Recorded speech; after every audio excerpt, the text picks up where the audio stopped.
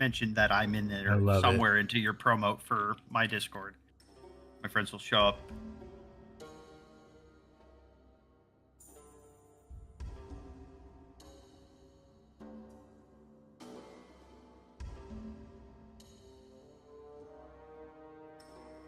You big ass crow.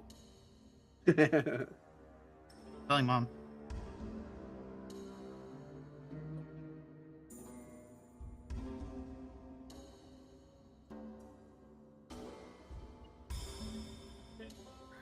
Damn it, old man.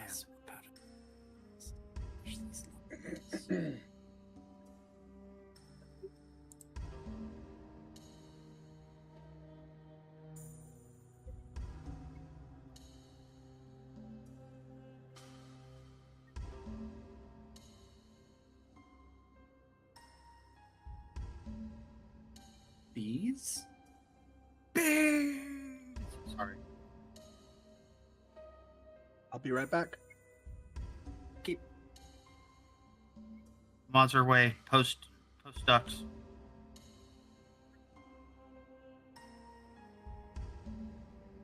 Nope, dodged. Sure.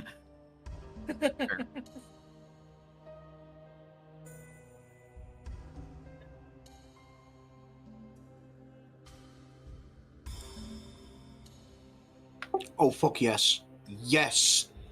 Yes. Like that.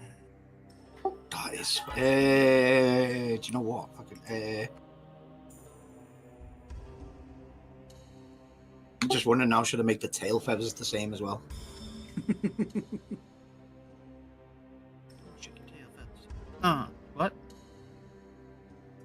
I mean, could we just replace all of the like colored tipping with that just to see what it looks like?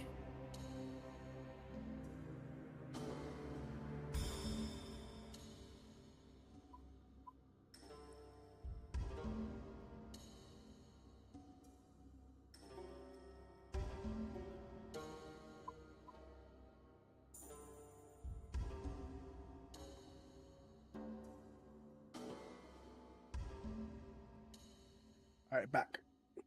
Welcome back. John, look at this image right now. Look at the head. I actually like that. That's really cool.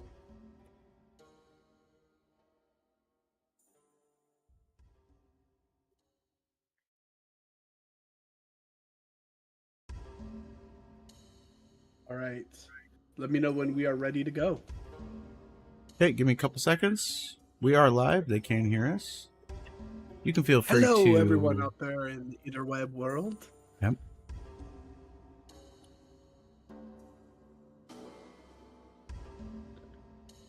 And whenever you're ready for the advert, you can feel free as though for that.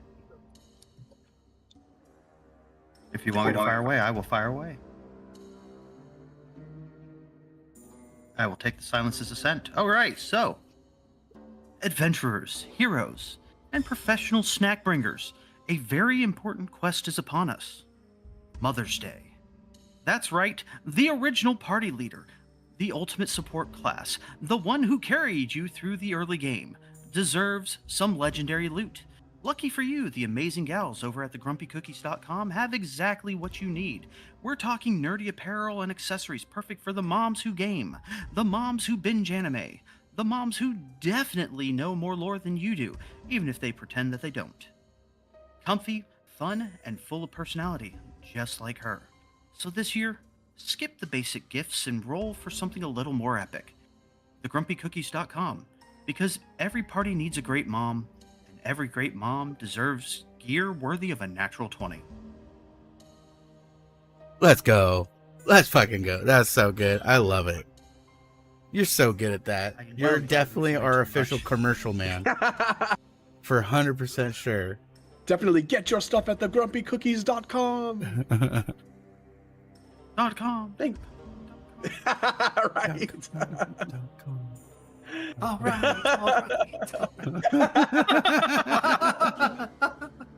Okay. Stop. Jesus Christ. Stop, you menace. Oh, that was great. That was too great. All right, we're live. You are played in. We're good to go. Well then, I will not be here this without evening. further You ado, guys my have a friends, wonderful let night. us I love you. Suspend our disbelief as we enter into today's episode of Dungeons and Dragons. Where is that, William? Are you motherfuckers ready for D&D? Woo! Ooh, That was sexy. a special edition William cast. Right? We need to stop If we want that, I mean, Oh, Are you motherfuckers ready for D&D? Oh, chills down my spine. ooh, it's tingly.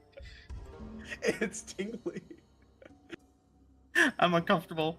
It Daddy wasn't William. Stolas that said it. You're okay.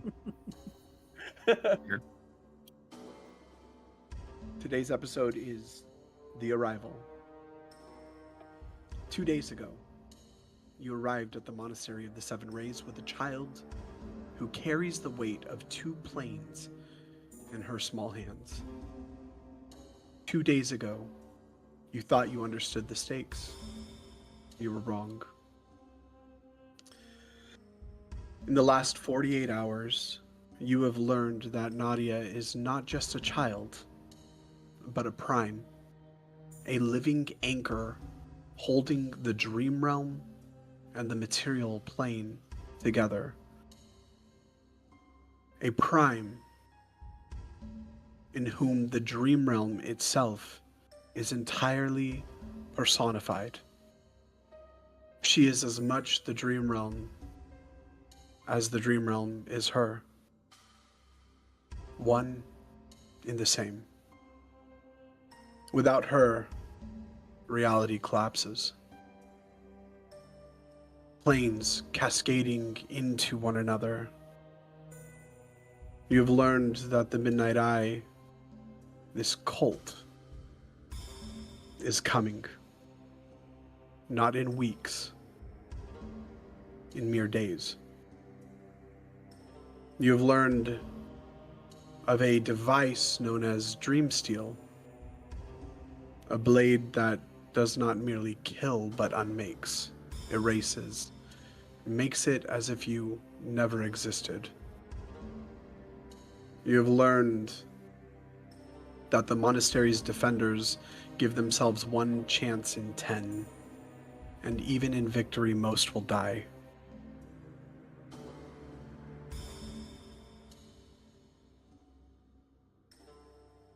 Mia and Zin, upon hearing this,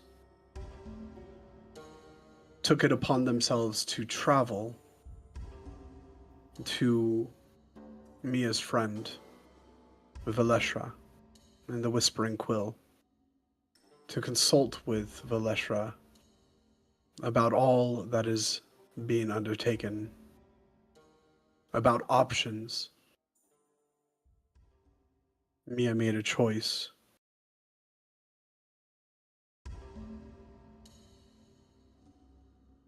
As the rest of you were scattered throughout the monastery, William, currently catching up on much needed rest after being awake for over 24 hours.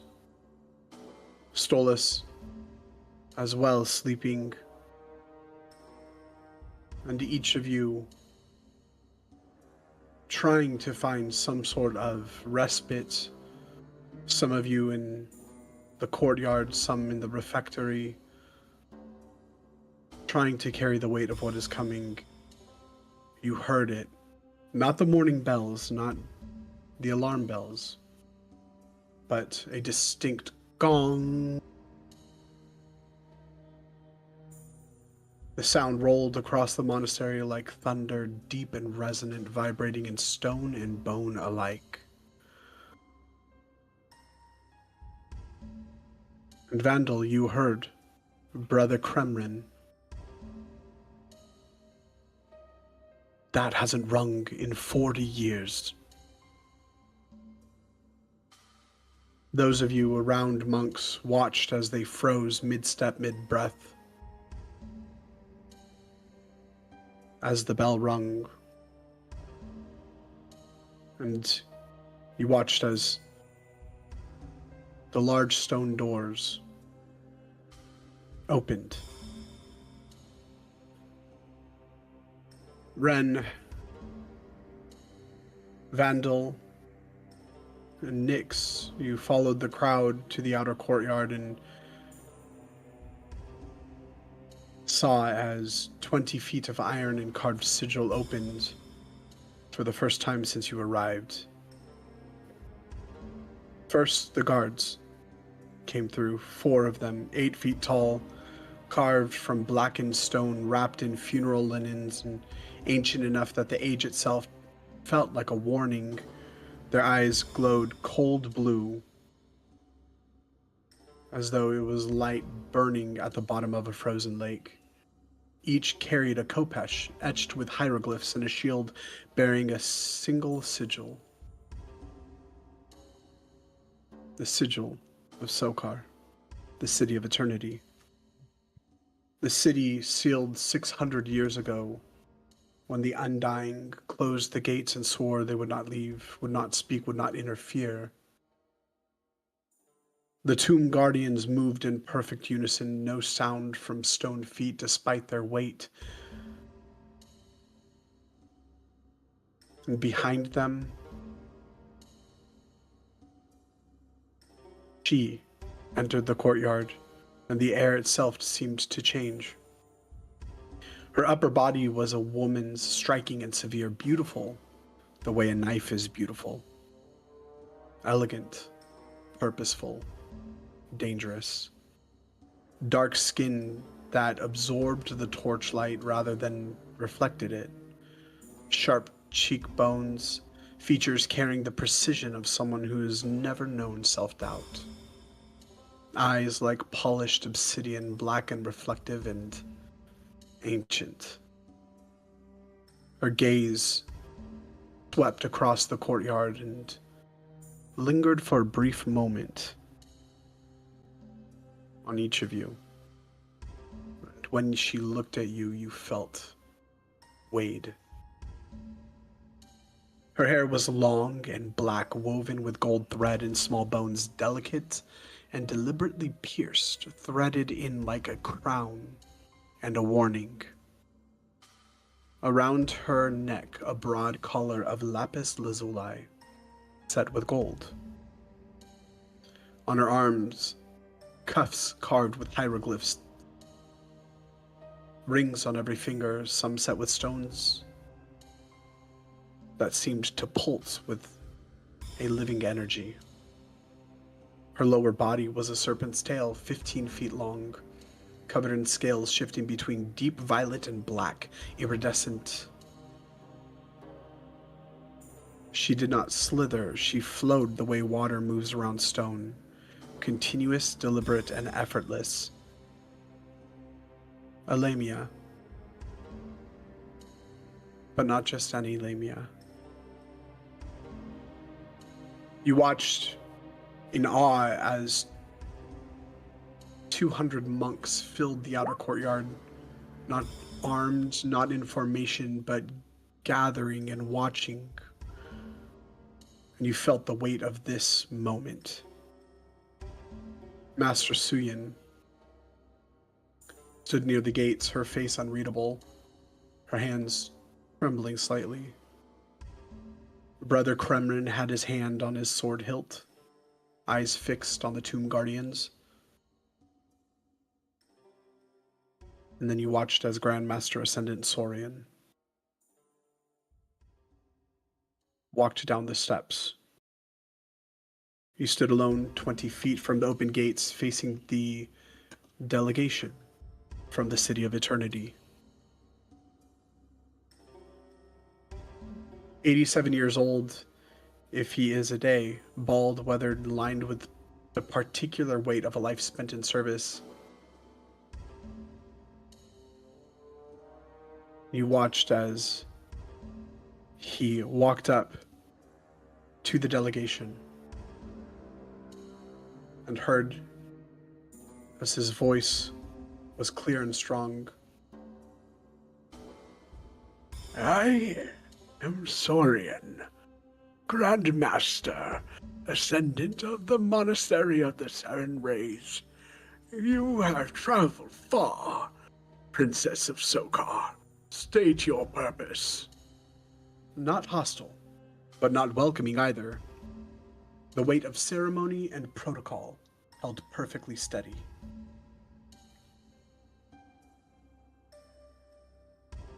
The woman, the Lamia, inclined her head, not a bow.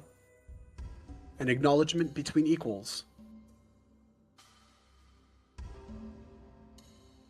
I am Ophidia, Princess of Sokar, daughter of Nak, the inspired who does not die, voice of the undying, herald of the eternal city, bearer of the pyramid's word. She let the title settle. I come on behalf of Nak the Inspired, Eren the Ever-Vigilant, and Meridak the Deprived, the three who remain, the three who guard what should not wake. A pause. We seek audience with those who shelter the Lucidial. Nyx. Vandal, you hear the courtyard erupt in whispers. That name, Lucidial. One of the names for a prime. She knew. Sokar, sealed for 600 years, knew what Nadia was and knew that she was here. You watch as Grandmaster Saurian's expression does not change, but his grip on the staff that he is holding tightens.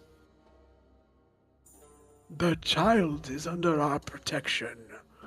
She will not be seen by outsiders. Ophidia's lips curves into something that might be a smile. I did not ask to see her, Grandmaster. I asked to speak with those who would guard her. Because what threatens her threatens all anchors, all fragments, all that holds the boundaries between plain, stable, and true. Her obsidian eyes move across the courtyard and land directly on each of you, Ren, Vandal, and you, Nyx.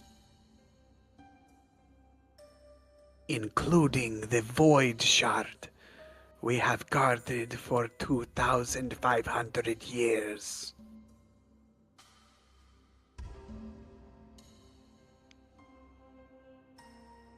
Grandmaster Saurian turns and then looks at the three of you.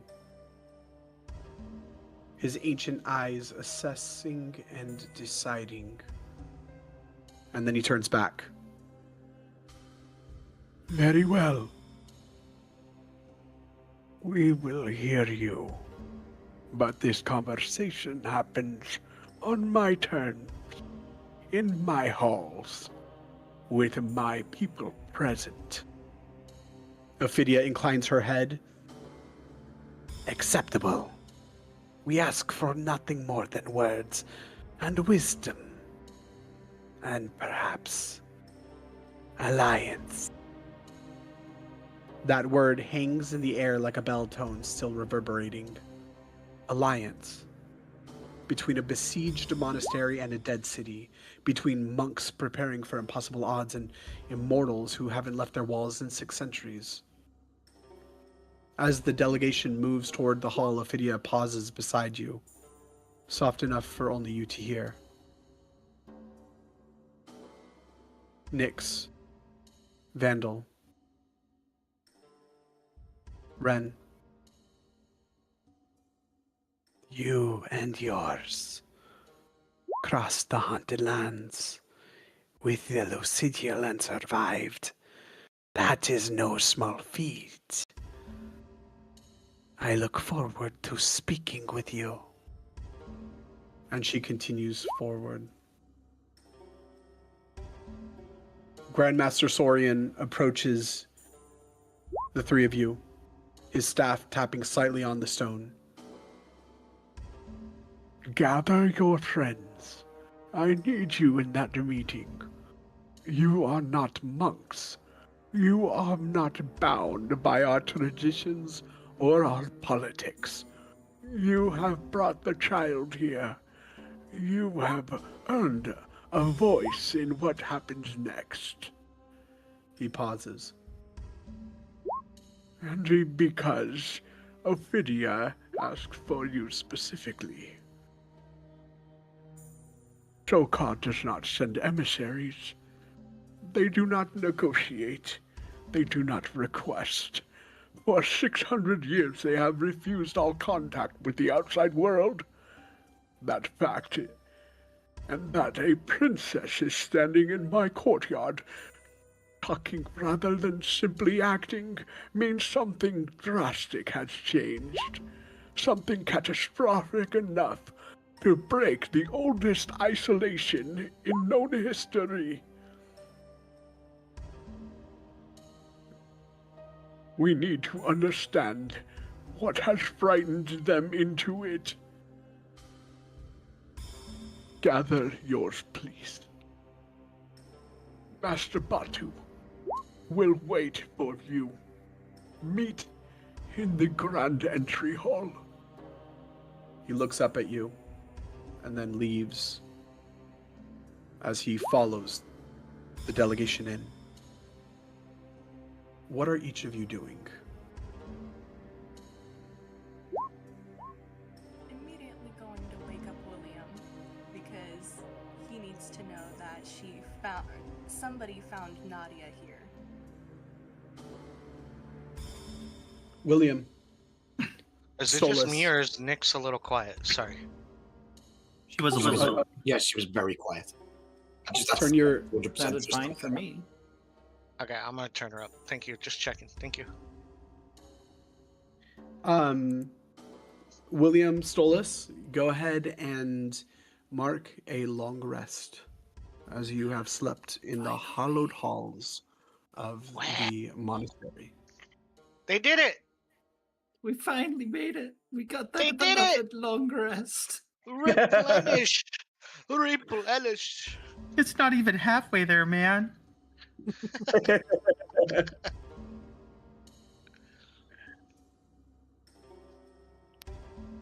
As Nyx comes scampering into the room.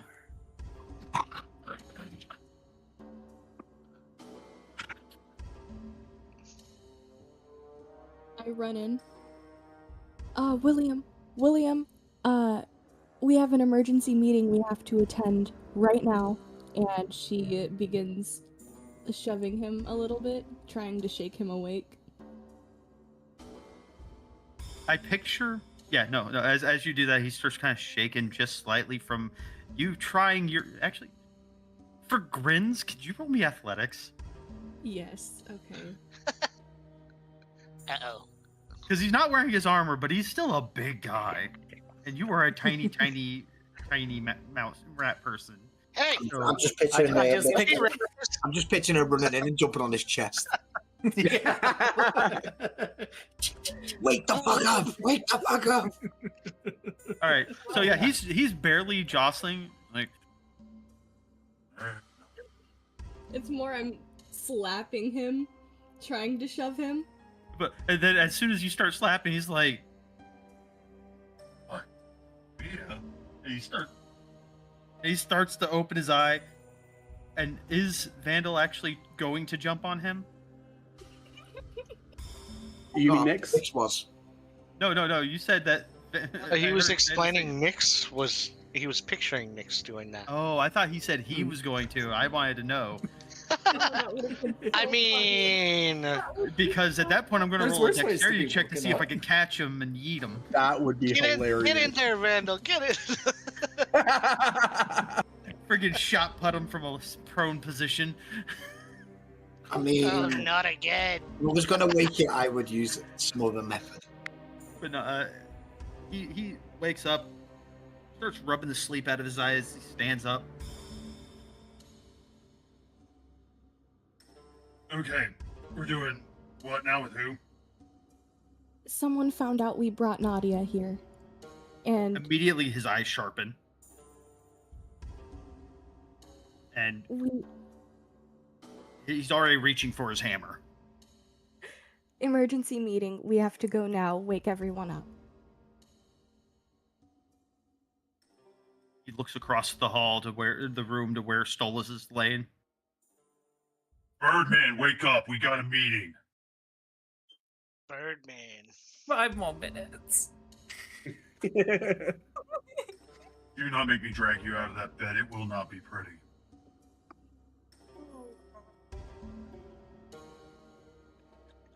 Wasn't Vandal and Ren with me, or did something change? Ren had ADHD. She got distracted by something. Yeah, she had run off.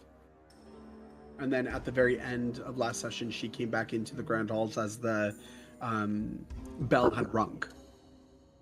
And that's where, Vandal, he's literally just walking behind the monks, like, can I have the lab now, please? Can I go to the lab, please? Can you give me access to the labs? I want to go to the labs. Yeah. And William looks down to Nexus. He goes, How imminent is the meeting? Do I have time to armor up, or do I need to go as is? as he's currently, just like when we fought the scary thing in the desert, it's currently just him, his hammer, and pants.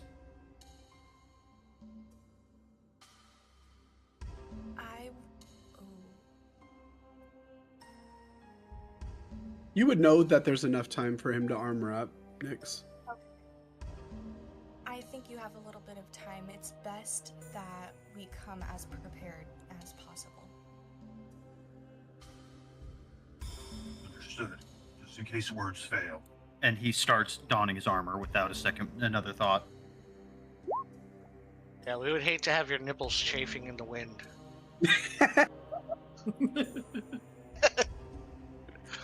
They don't chafe. He's resistant. He's resistant. He's resilient. That's a con save, and he's really good at Nipple those. resistance. That's incredible, William. That's amazing. Great that we have. That's you. Also, that's where I'm just posted, like, I'm just pitching, William wearing pantaloons. I will be Can I right ask back. a question? I gotta go. Yeah, go ahead, William. For work. Yeah, go ahead, Sarek. So remind me, because I apologize. It's been a little extended. Yeah. When so Ren ran off into the cellar area, right? To question. Was that the runoff you're talking about, or did she run off again? She ran off again. She ran off again. She actually ran ahead of you as you guys were entering back in, and then you guys, the two of you had come back into the grand entry hall, and then she ran off. Gosh, I'm trying to remember what our last direction was, because I remember we went into the prison cell, walked away, and then went to recheck on them to make sure they were okay. Yes, and then you guys... Did we make that full check on them? Yeah, you did. You found out that they were okay. They were standing there, and then you guys started moving back into the monastery proper. Okay. Can you briefly just... Is that where kind of we left it off right there on our conversation side? Yep. Okay. All right. Thank you. Yeah, absolutely.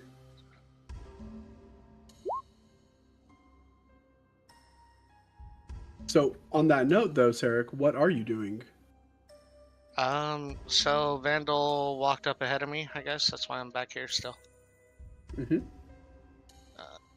Okay, so I'm in character. I'm just gonna pretend that I wasn't a part of any of that conversation that just happened. And I'm just in deep thought as far as like what our next move is gonna be. So Sarek is over here as the thoughtful strategist as he is, trying to think about what our next move is gonna be and how we're gonna go about coordinating this very dangerous plan and interaction that we have against our hands currently. So I'm just over in the corner in deep thought.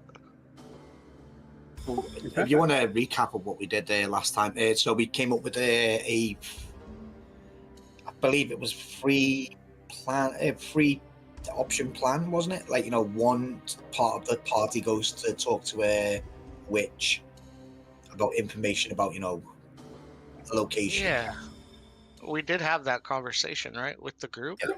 And then the second part of the plan is basically deciding who's staying, who's going, and who's doing what. And then the third part of the plan is basically we prepare. Stolas and William were a part of that conversation, though, right? Yeah, so yeah, you were part of that conversation as well. We're in the room when we were. I mean, that conversation didn't happen, quote unquote, in game. We were just settling it above table. No, I did say it in game, like when to. Yeah, but like Mia. Stolas has been asleep ever since. So yeah, Stolas you were there. Okay. I said it to Sarek. Stolas and William have been asleep. Go ahead. Zin, Mia, Ren had already went downstairs, I believe, before that point. So Zin and Mia have taken off already. They took off and then they came back. They're already back. Okay. Yes.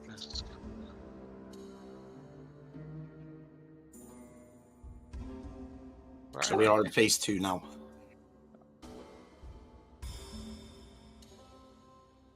Okay. Yeah, so, Derek, you are. Where are you positioned?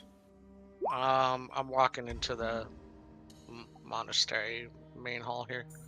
Okay. As you do so, you see the procession. You see quite a few monks. As you quickly glance over, as you hear the footsteps and the commotion, you estimate probably about 75 monks that are following this large procession. At the very front of this, you see the 7 masters gathered, following the 3 of them are up front, and then in the middle you see these large stone obsidian constructs, and then in the you can just make out the this large what you would know as a Lamia, or also known as a Yuan-Ti. And she is decked out in purple, very, very rich clothing, just from what you can make out, long flowing hair, and a 15-foot serpent. You see it kind of like trailing behind her as she's moving through, and then 2 other large obsidian constructs, and then directly behind that procession you can make out the other 4 masters, of which Grandmaster Soryan is in the mix. They are in the process. Yeah, right. That's happening right there. Okay. Yep. And they pass by as they do.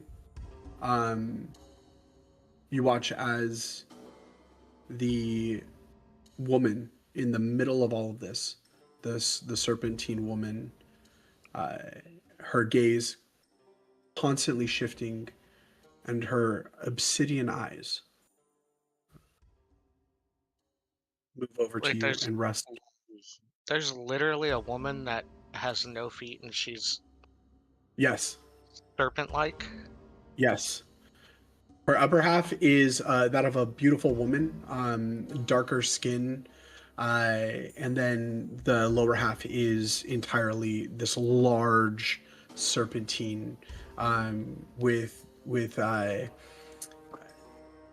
dark scales that reflect the light as the torches, the sconces on either side of this entry hall are constantly shifting upon her scales. Her eyes settle directly on you as they pass by. She nods at you, Sarek. Okay. I will maintain a very,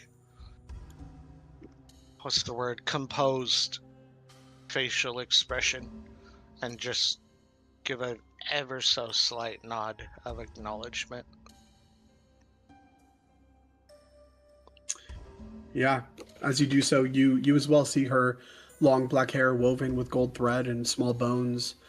You see the cuffs on her arms, gold, reflective in the sconce light, carved with hieroglyphs. You see the stones upon her hands, her serpent's tail 15 feet long,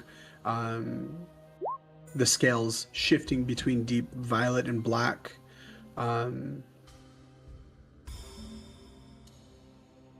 In the midst of this, I am accounting for every one of my party members that are around me.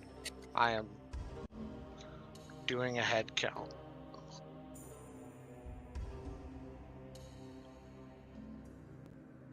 Yeah, you see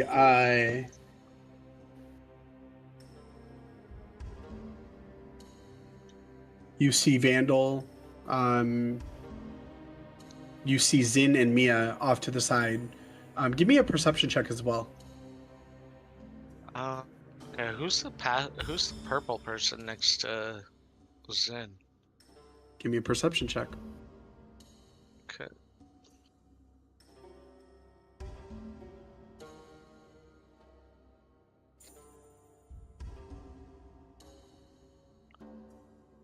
Perception.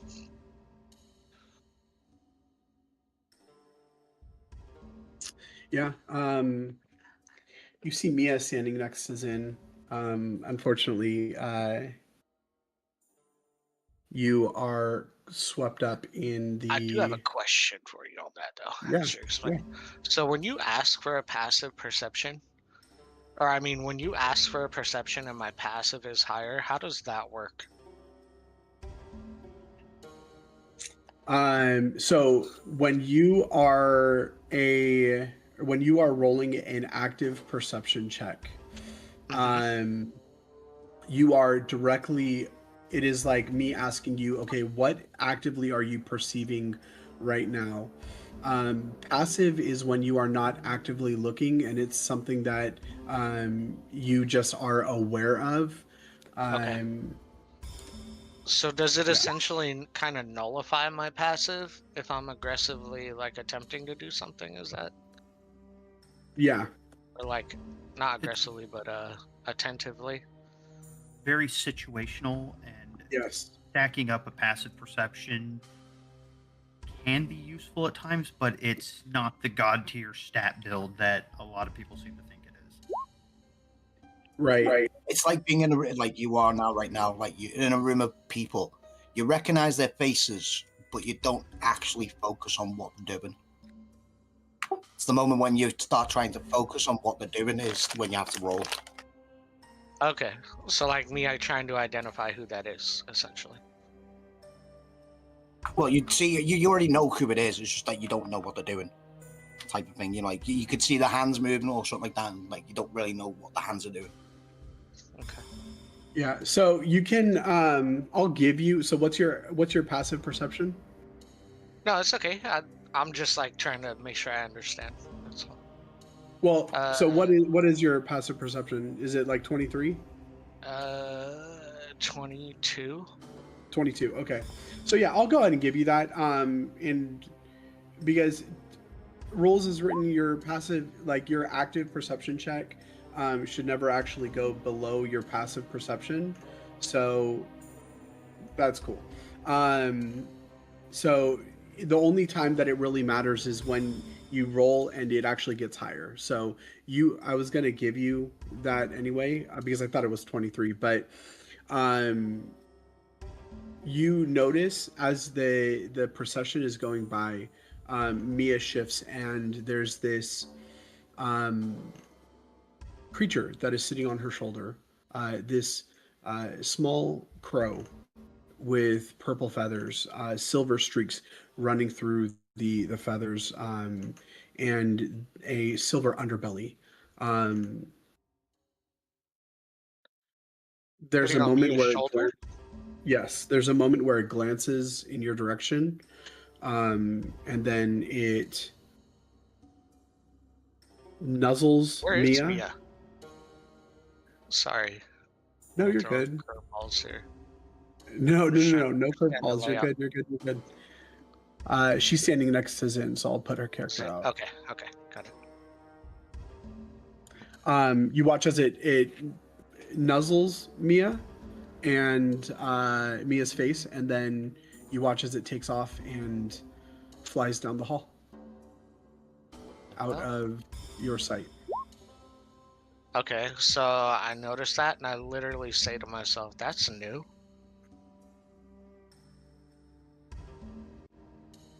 And I kind of just earmark it in my brain mentally.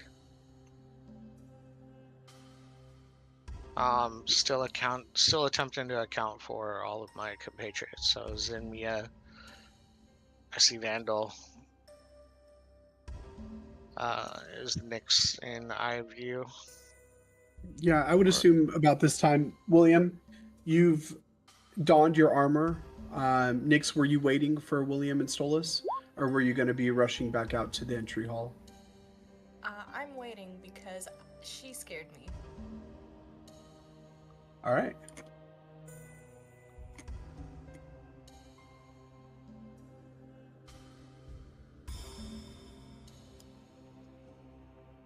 Master Batu stops, waits, starts speaking with Zin and Mia. William, Stolas, what are you guys doing? After we get up and do our thing with William donning his armor, Stolas cleaning himself up via press, as he does every morning via prestidigitation and whatnot, and he passes out 2 coffee cups to William and Nyx as I give them both good berries. Well, lead the way, Nyx. As he says that, I begin leading them back to where we're meeting. Oh my gosh, I'm blanking on his name. Batu? Yes, thank you.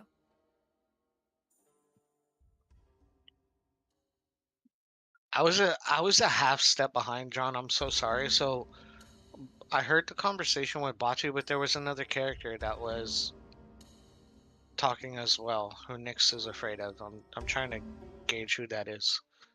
Okay, thank you.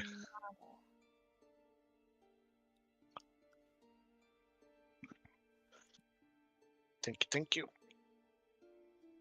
You're welcome.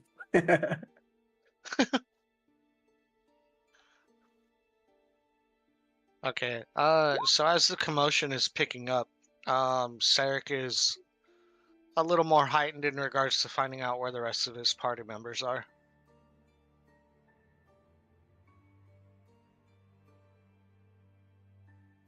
Okay, role play that out. How do you do that? So I'm scanning.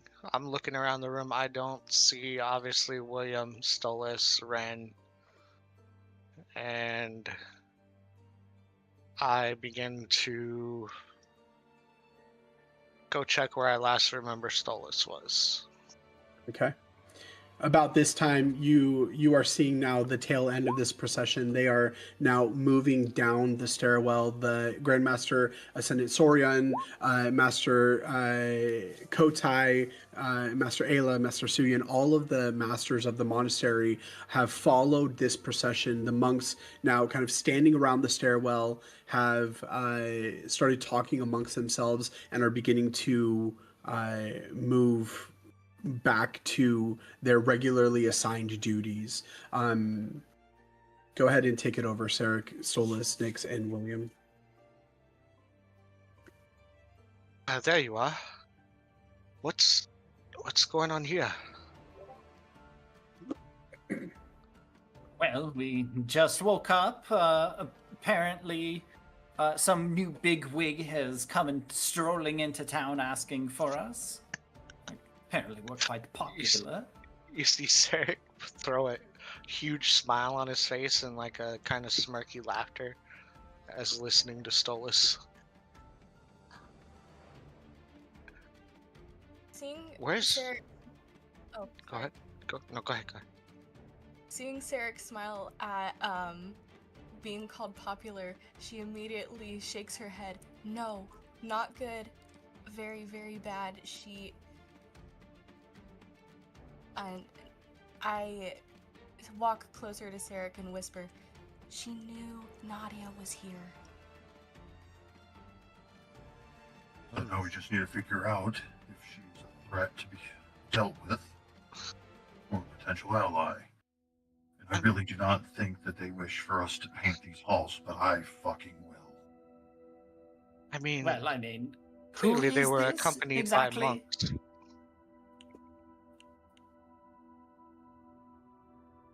They were accompanied by monks, so clearly they're meant to be here, and they couldn't be of a threat. No, I think if I remember correctly, they were accompanied by their own people, and then the monks were taking them down to where the meeting's going to be. Is that how it's playing out, John? Sorry. Say that one more time. They're accompanied by their own guards. This is not monk guards that are walking them through right now. The monks have walked through. The masters were guiding them. However, yes, you did see 4 large constructs which were surrounding the central figure, the Lamia, the Yuan-Ti, and they seemed to be her personal guards. Okay, and Batu is still here. Yes, he's standing to the side waiting for the gathering. Okay, I brush up past. Excuse me, Nix. Pardon me. And I walk up to Batu, Master Batu. Master Batu, what is going on here?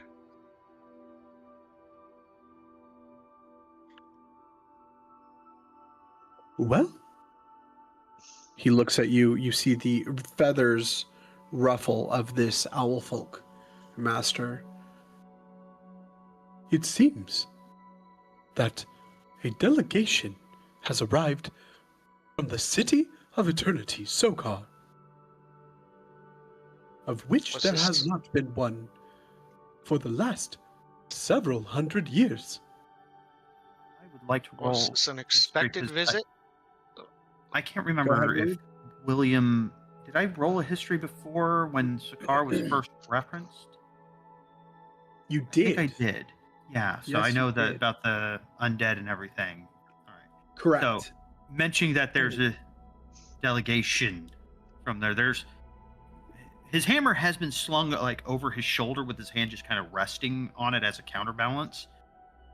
But at the mentioning, the fingers close in a grip on the hammer, and the already extremely serious expression on his face hardens deeper. So you see Sarek kind of step over to the side one more, and I look back at William and allow him to step up. Well, William looks to the Alkin and says, I trust that we are wanting this conversation to be civil in nature, correct? Yes, most definitely. However, Grandmaster Ascendant Saurian has requested the aid of you and your companions, as you are not bound by monastery politics, nor are you bound by our traditions. So you bring a fresh and new perspective to this potential alliance, as the Princess of Zakara has stated So this is the Princess of Sokar. Sorry, this is the Yes. Princess of Sokar? Yes. For Sokar to send one of such prestige, it is either the greatest honor or a sign of how devastating things have actually become. Devastating on their end? Question mark. Yes. What's going on their end, Master Batu, that you know of? There's a moment where he looks perplexed. He cocks his head to the side and looks up as though he is trying to figure out that very problem, and then looks at each of you, his beady owl eyes, and he opens his beak. I cannot begin to fathom. So it's probably of most importance that we find out what's going on with this so-called delegation. Yes. I will be completely transparent. Given their nature, I am predisposed to not being a fan. So I will sit back and moderate, and I will be there to make sure that they choose to be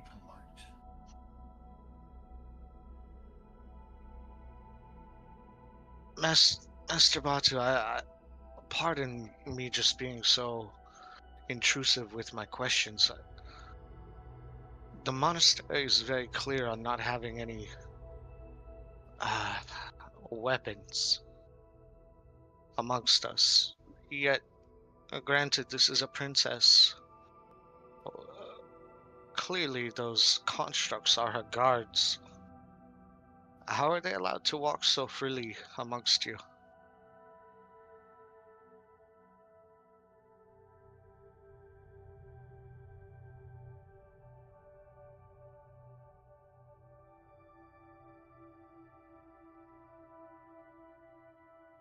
Is there no worry? Oh, no.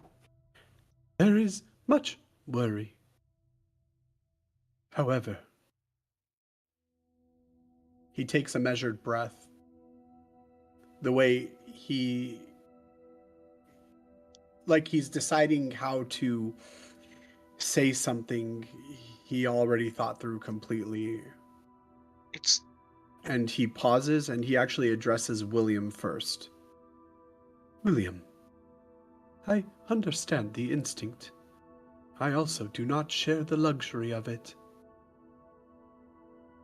You can tell just by the conversation you've already had with him, William, that there's no judgment in his voice.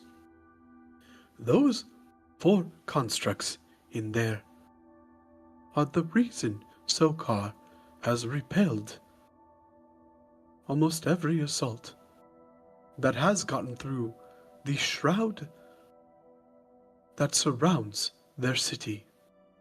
And you would know, as he says the shroud, you would remember from your history check that there is almost like a storm, a fog, a blackness that surrounds the city from the magic of the stone of eternity that they call it, that has encased the city for nearly 2,000 years now.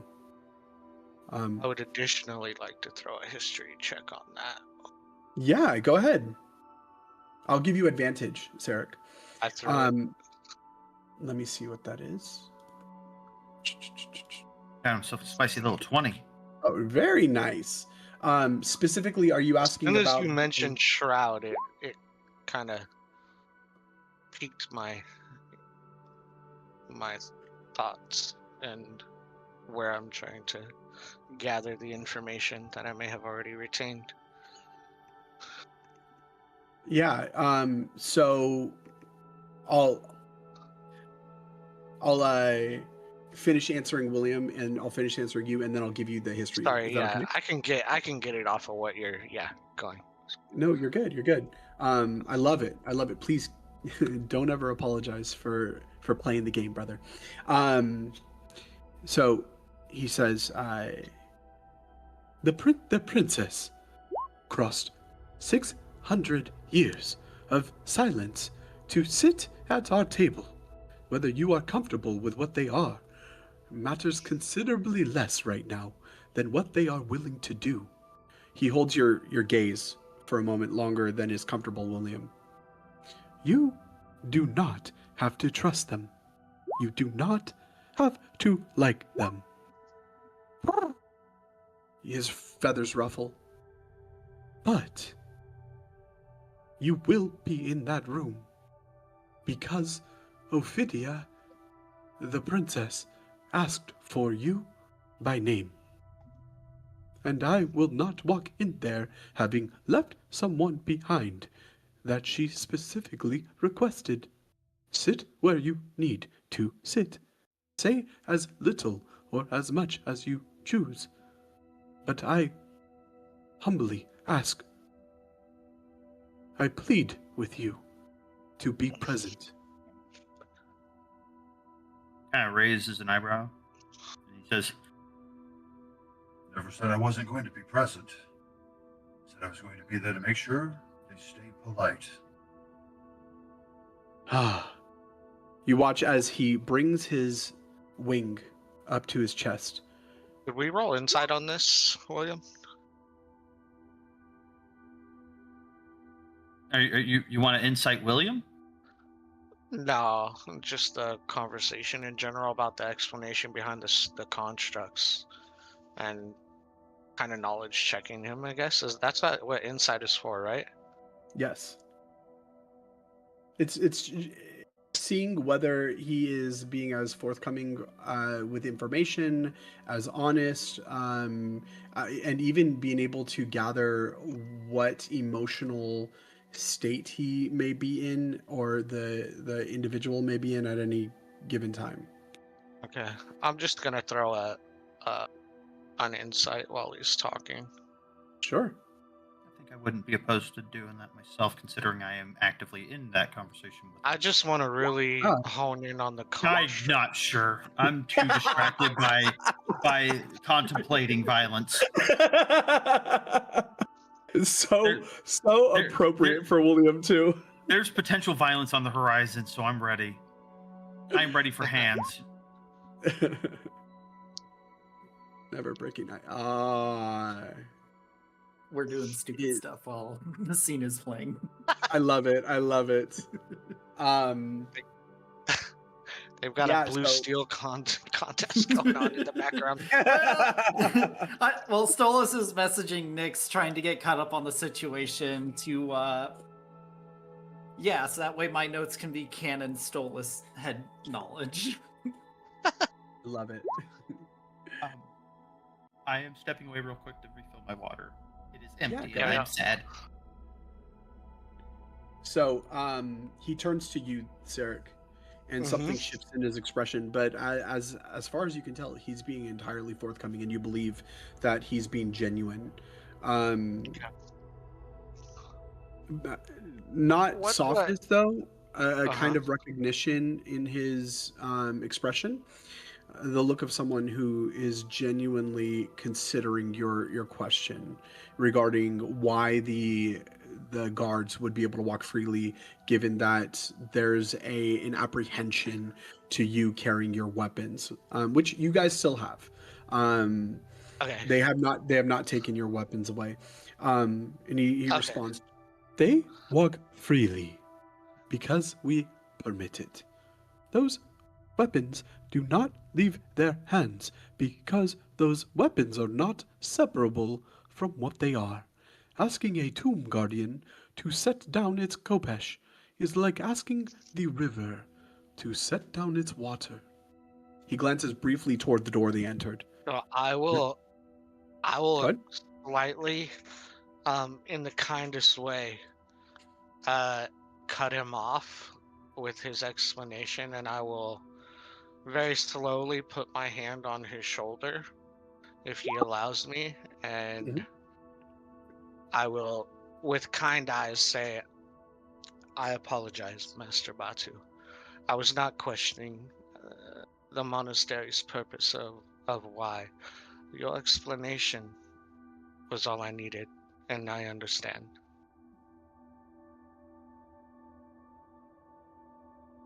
His beak is still open, and then he closes it. Thank you. And You are welcome. to what you have stated, I believe we don't want to make this wait any longer. I would hope not. I look back at the rest of the party. I look for Vandal. And then I immediately ask, as I lean and whisper over to Zen, "Where's Ren?"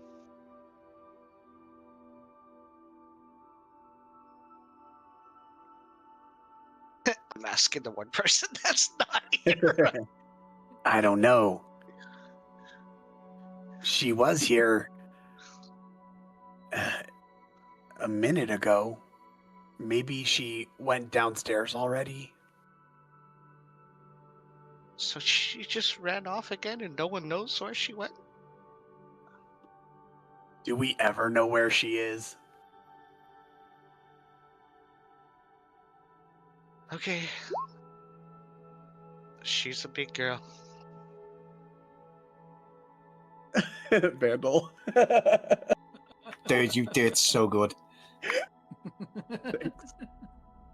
Bro, I'm actually not even joking. I thought for a second that was in too. I thought he was like, oh, he's on his That mobile was so phone. good. He's literally listening on his mobile phone like he's been here the whole entire time. It was really good, really good. Thank you. Legitimately the same. Oh, thanks. Yeah, me too. I was like, driving and I actually checked my phone because I'm like, he's not here, right? That was good. Mia, we are so glad to I have you here, Mia. practiced my Zen voice on the side. That was really good.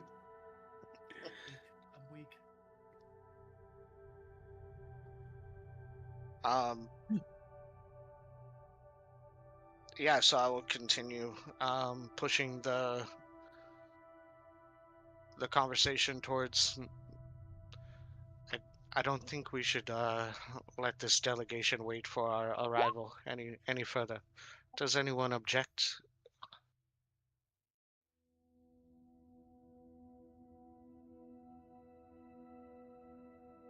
No, I think we're all quite ready and shouldn't keep apparently royalty waiting.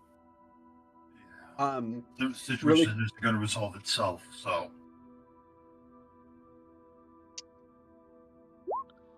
Really quick, the just to give you the history check, because I want to be fair. What you would know is sometime, you don't know the exact date, but you've heard tale of it. Sometime many years ago, we're talking hundreds and hundreds of years ago, Sokar was sealed. When the Undying of Sokar made a decision to remain in the city, they summoned the Shroud, what is known as the Black Cloud of Vengeance, or in the legend's tongues, it is Amzia, Amzija.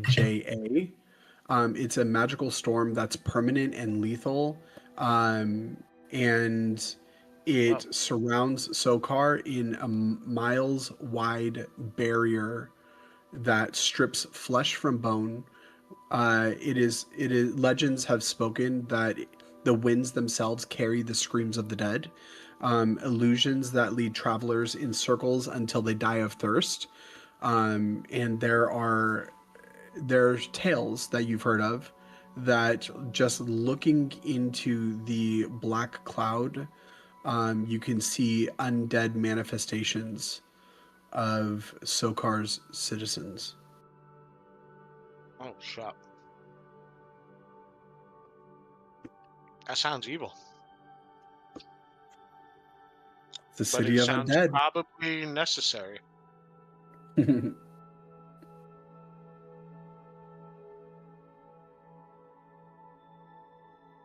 Okay.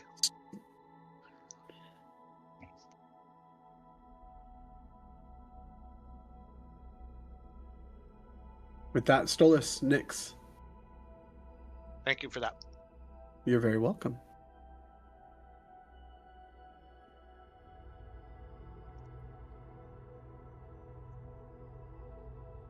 What are the two of you doing?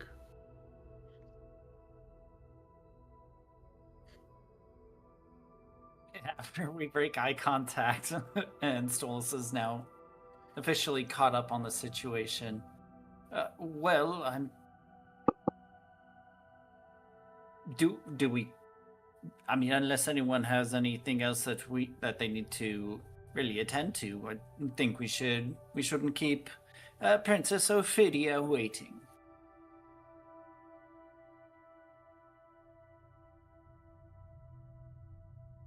William has already started walking in that direction. Zin turns to you, Stolas.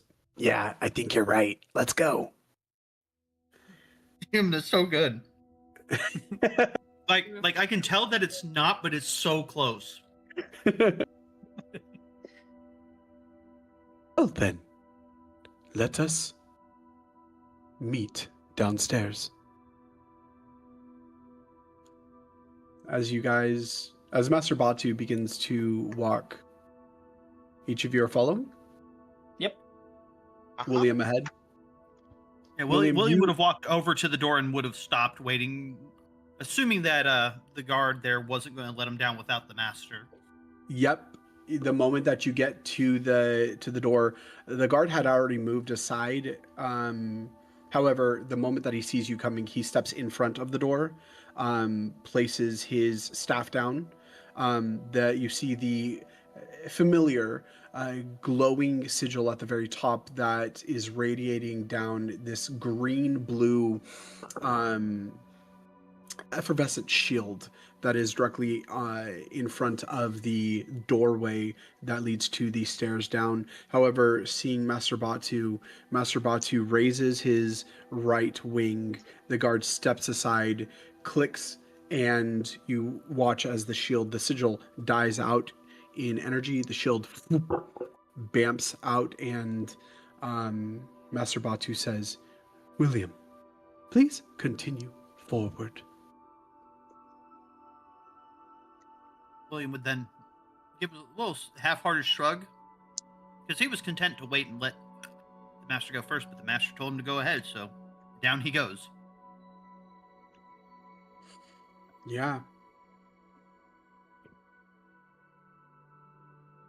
Each of you proceed down the steps. Hell yeah.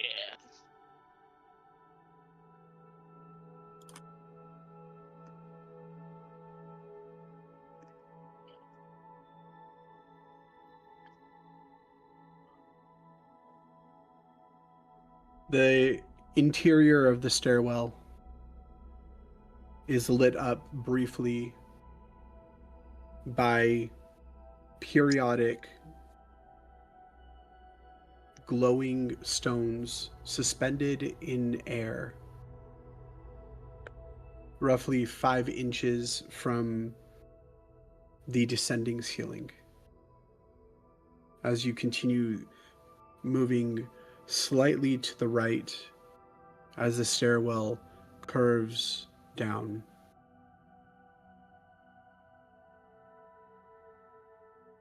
you continue as the sounds of your boots echo throughout the corridor of the stairwell as each of you proceed downward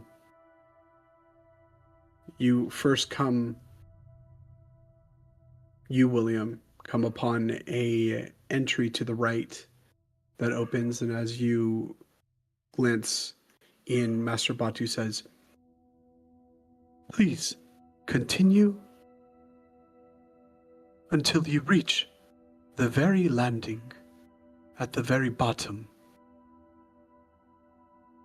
However, as you guys pass by, you glance in and you see a large room that extends out. Seems to be a library of some sort. As you pass Oh by, no, you said the L word. you pass by, you can see and there are rows and rows of shelves with scrolls and old books, at least as far as you can see into this interior room. However, continuing down, let me do something really quick. As you look over, Stolas is already kind of split from the group as he's kind of walking along, running his finger along the spines of some of the books. Like as Big smile on his face. I fucking knew it. as William walked past the door, William would have sat there and went Stolas, no. and kept walking. Even before Stolas saw the doorway, which I could still see Stolas start stepping in and going, "Oh." Give me a perception check, William. Yeah. I'm alright. Is it a spiral stair? It is. I don't see you. As you say that, as soon as you start heading down the spiral staircase, Stolas shoots you a nasty glare and then goes over to the books anyways. But he lingers just long enough to where he can still catch up real quick. Stolas, did you get that? Yes. What's that? Got to roll for Stolas. initiative, Stolas? Stolas needs mirror. Stolas needs mirror image. Right. I'm here. I swear I'm here. Insight. Why does it look like he's reading something? You continue down the spiral steps leading all the way down, and you're walking for a good 5 minutes. Damn. Very, very the bottom of the monastery. Until Master Batu, you William, approach it first. You see this door before you that is completely different than any of the other doors that you've seen the past 2 days. Master Batu approaches quickly behind you and stops and waits for the others to each of you to approach, and the door before you is none like the other doors. It is twice the height of a man, carved from a single piece of dark wood so old it has turned nearly black, inlaid with patterns of hammered gold that catch the torchlight in the corridor and throw it back warmer than it arrived. The patterns are not decorative, though. They are text, layer upon layer of script in 3 languages, maybe more, running in concentric rings around a central symbol. 7 rays diverging from a single point, each one ending in a different kind of light. As soon as Stolas wait. arrives, being the last in the Do line, you have a picture of this, William looks at him and goes, Fucking figured. John? He's carrying some random book. and there's an eye roll, and William turns towards the Owlkin as he utters one last little quip in Stolas's direction of Figures. John, do you have a picture of this? I Seven will. rays. Similar, or is it similar to something we may have already looked at? Actually, give me. AKA the Muriel. Yeah, I was gonna say. I was gonna have you roll, but I'll give that to you. Yes, it is very reminiscent of the wall mural that Master Suyin had showed you that she had drawn in her journal. And this is on the door as we This are is approaching on. it? Yes, it is. Yeah, okay. I'm taking this in notingly.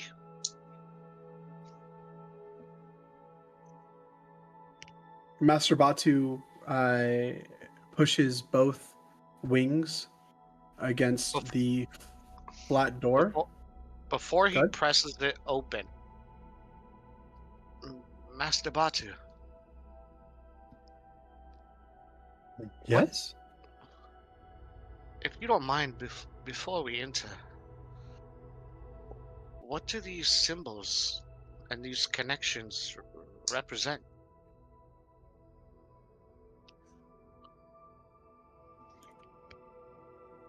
Hmm.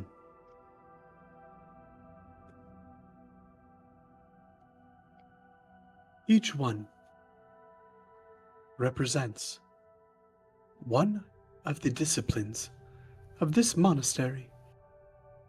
It also represents the unification that would hold back evil in this land. Each one ending at a point that is fixed within the prime material planes. Each one necessary as they all collide with each other and yet emanate from each other. It also represents the single nexus from which all things occur, the single point from which all things manifest. It represents, in many ways, the prime.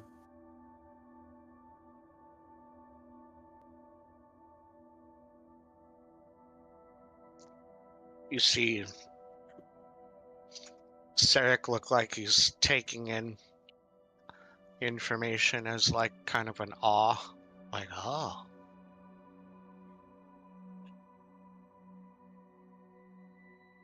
And I look back at Stolas and I point to my brain,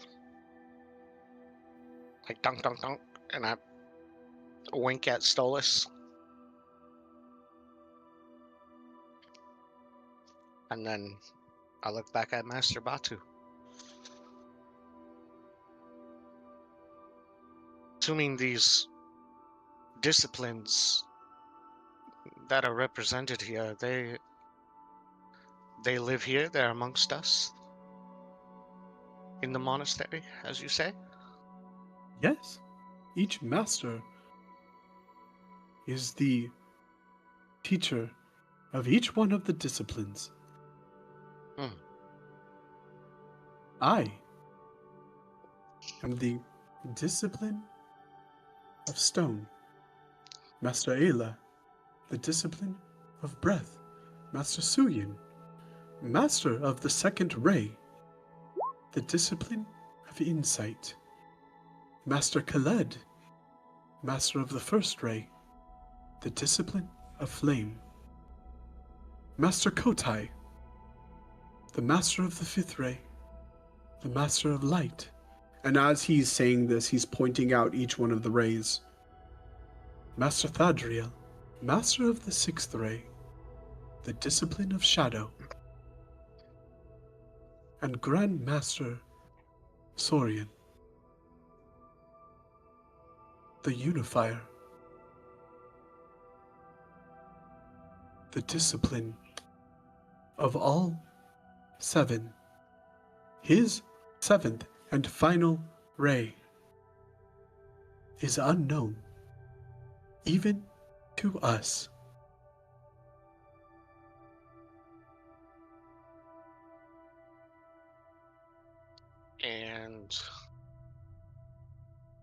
And you see Sarek kind of point towards what he's displaying to us, and I put my hand out, right? And Nadia? Ah, the Lucidial. He points at the very center from which all the rays are emanating.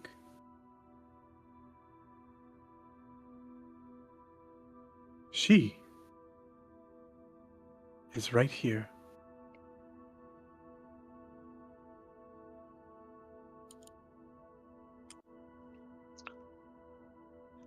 You see Sarek close his eyes for a second and take a deep breath.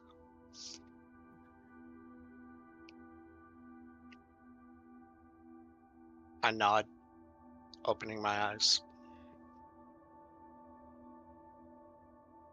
I appreciate your knowledge.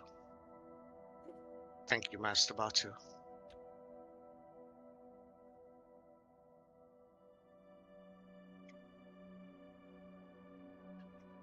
You are most welcome. Now, I ask that you hold any further questions, as I can hear the conversation already taking place. He pushes open the large doors. You hear the grrr as the... If he needs Go ahead. help, if it seems like he's struggling at all, William would kind of reach out and start helping him push the door open. He actually is, and as you lean into it with him, there's a moment of knowing look that he shares with you, and in his eyes you can see a thankfulness for your help as he and you now together push them open, and you are greeted with the first thing that reaches you, the smell. Old parchment.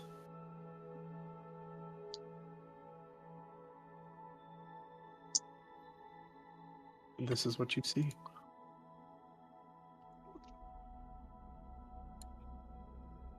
Old parchment, lamp oil, stone that smells like it has been breathing the same air for centuries and carries the accumulated weight of every conversation ever held inside it.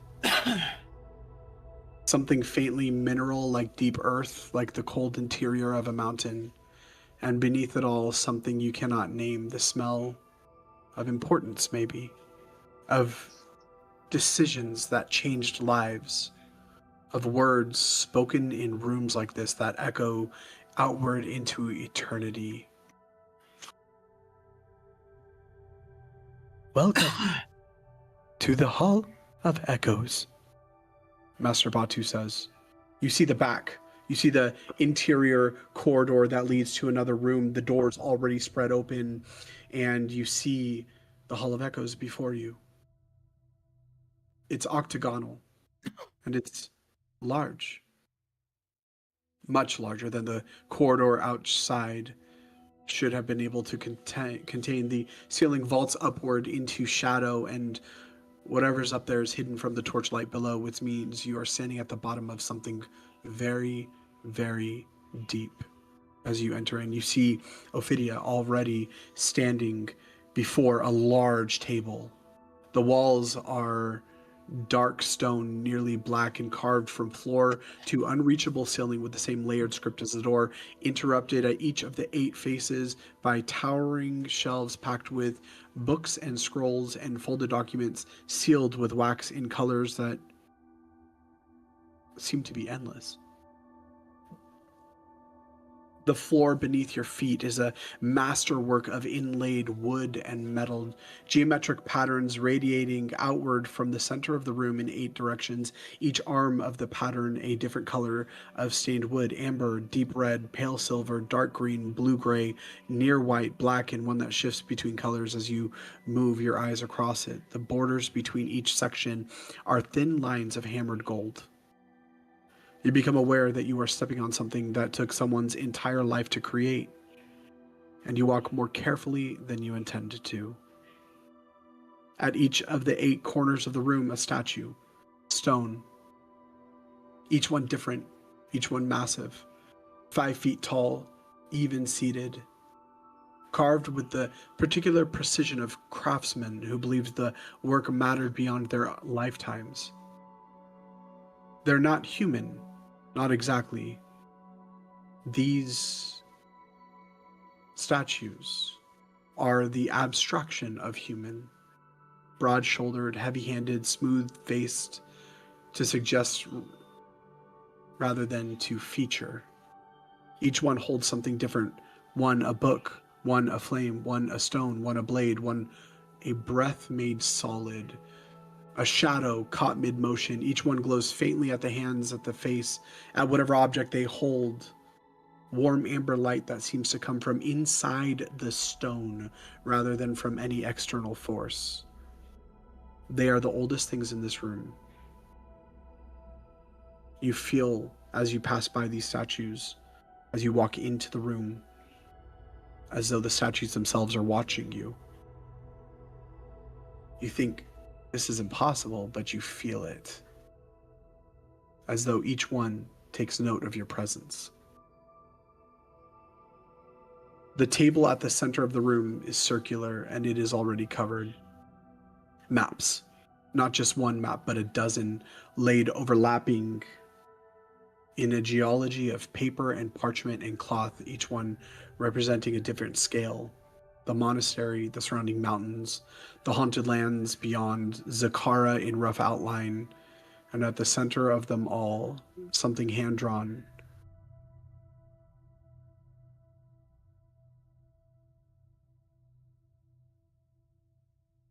You see, as you fully step into the room, on the maps, a diagram of planes and connections and anchor points rendered in red and gold ink.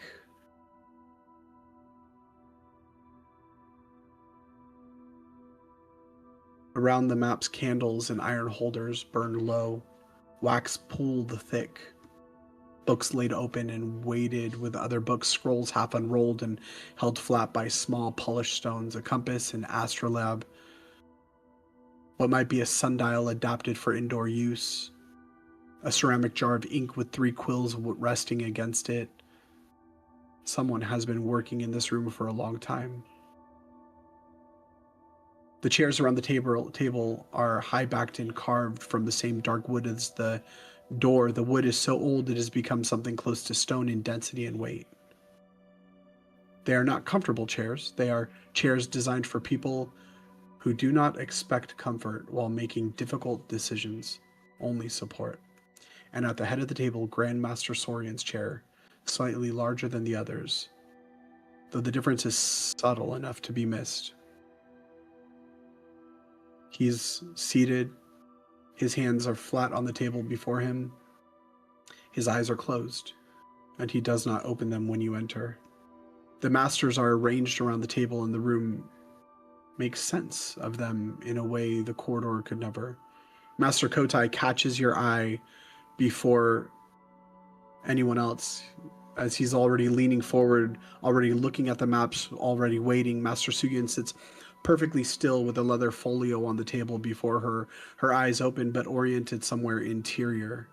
Master Ayla has both hands folded in her lap and her spine absolutely straight, occupying the chair in a way a statement occupies a sentence. Master Khaled is the only one whose chair is angled slightly toward the door, toward where you entered, toward potential threat. His arms are crossed. He looks at you when you walk in, assesses, and then returns his gaze to the center of the table. Master Thadriel, is at the far arc of the circle, positioned where she can see everyone simultaneously. She does not appear to be looking at anyone in particular. William, you would see her eyes. You know, she's looking at all of you at once. Master Batu takes his place, sits down. And then there's Ophidia. There is no chair that would accommodate what she is. And the room seems to have accepted this. She occupies the position right where you guys entered. And on either side, her two tomb guardians stand behind.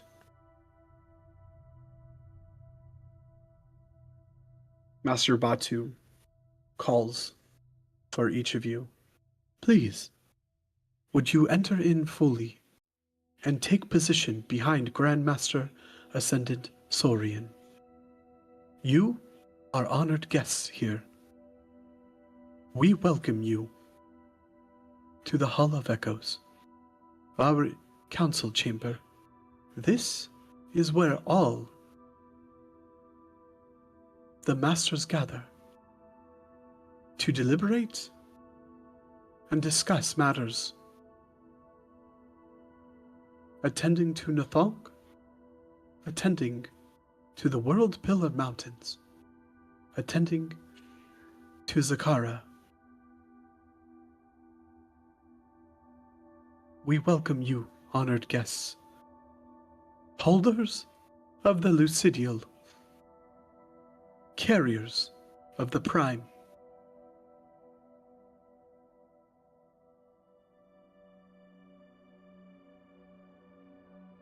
What are you guys doing? Well, at this moment, Vandal is literally sort of like just looking at every object in the room, like literally grinding its teeth, like must not pick up, must not pick up. So, real quick, the Grandmaster we're supposed to be arraying ourselves behind is the one at the far right end of the table, right? Okay. Yep. Yes. Then in that case, William will kind of post himself here. He's pretty confident that he could clear that table in a couple of bounds if he has to.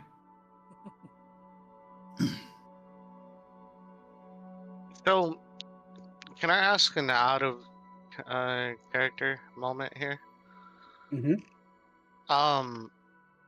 So knowledge-wise, they're from the city of the undead, right? That Yes. that was where we were thinking of potentially going to create a diplomacy, potentially. That is Yes. correct. So this just kind of fall into our lap right now. Yes. It seems, as you heard Master Batu say, that something has shifted that has positioned positioned Sokar to leave its containment and, of all things, send the princess of Sokar to the monastery where the Lucidial is. And you would have heard Nick state that she specifically stated that she knows the Lucidial is here. She knows Nadia is here. Okay.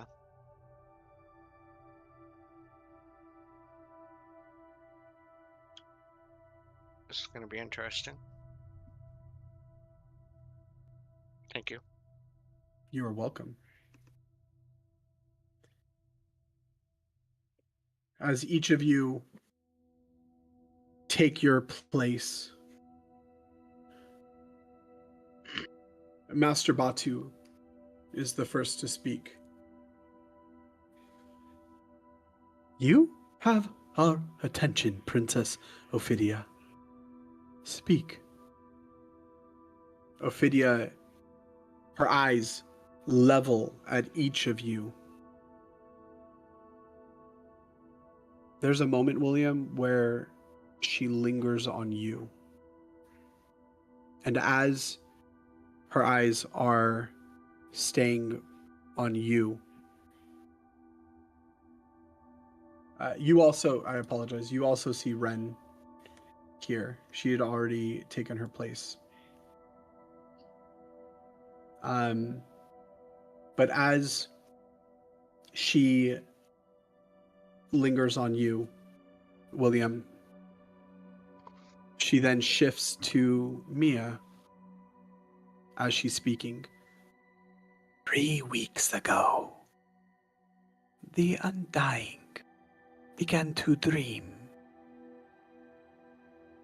She lets that statement settle.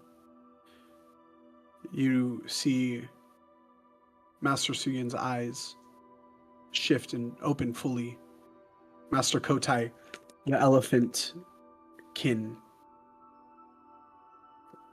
leans forward.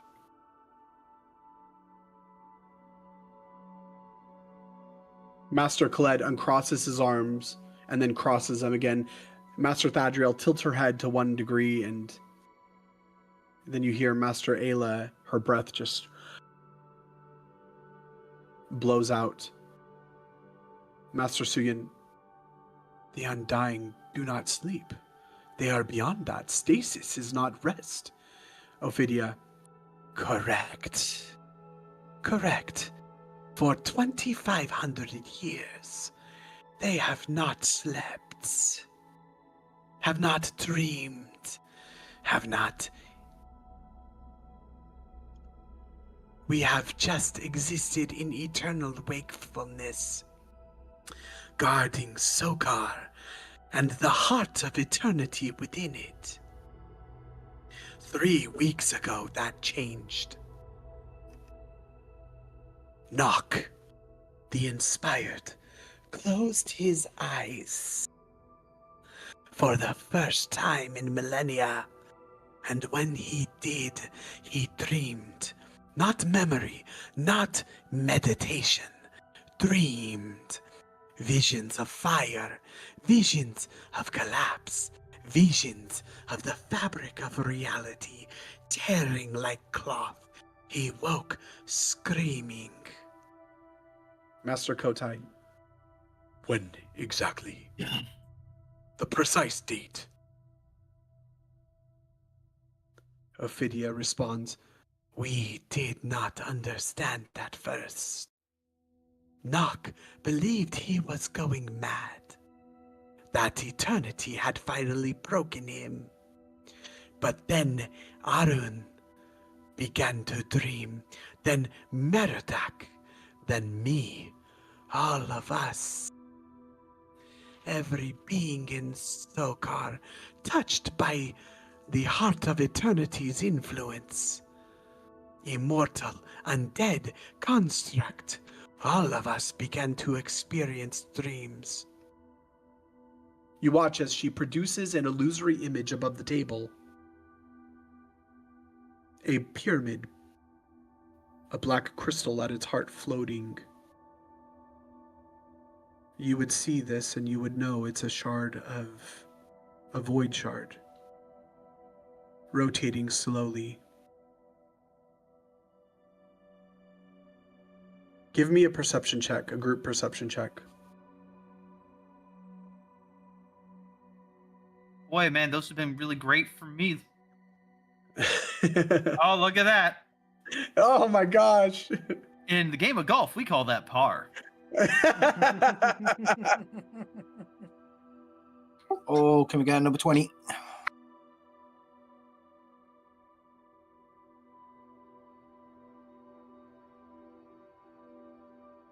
All right, bear with me.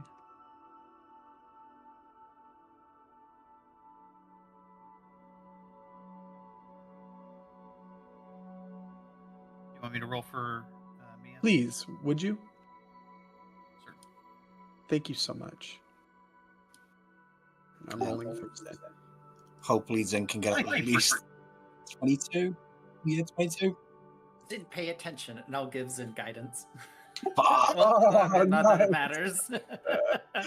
Oh, that's a 27 from Mia. That's a nice. classic DM rolling for character roll right there. Poor Zen sitting there suffering from an acute case of CSS. Right? And for those sitting in the back, that stands for can't see shit.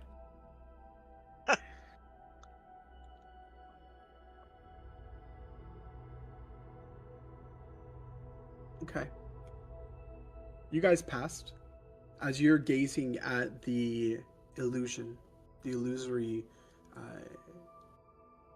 picture that is floating above the table, you see the rotating void shard. And you see this crack down the center of it.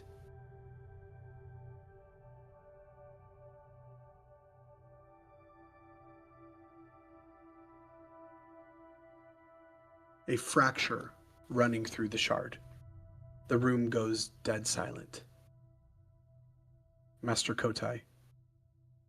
When did the fracture appear? 3 weeks ago. The same moment the dreams began. Master Khaled. Yeah, go ahead. I was gonna say, do we? How long have we been escorting Nadia? 3 weeks. Okay, I figured that the obvious answer was obvious, but still.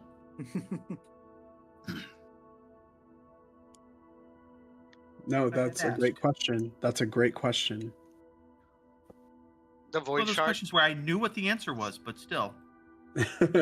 John. The void shard is that in the illusion, or is the void shard being presented?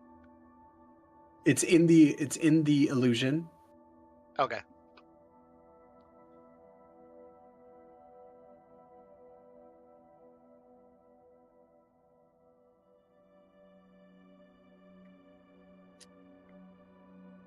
Master Khaled. If the void shard breaks, what happens to the boundary it maintains? And you would know, as he says the boundary, he's speaking of the black cloud. Life and death cease to be distinct categories. The dead rise, not as undead, as something without a word for it. Things that should not exist, but do anyway. Because the rule that made them impossible no longer holds. Master Kled responds, that is exactly as bad as it sounds. Worse.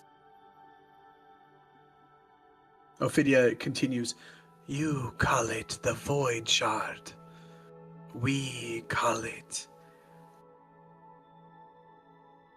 Hab Abad, the heart of eternity. It is not a weapon, it is a fragment, one piece of 7, that together form the Ember Core.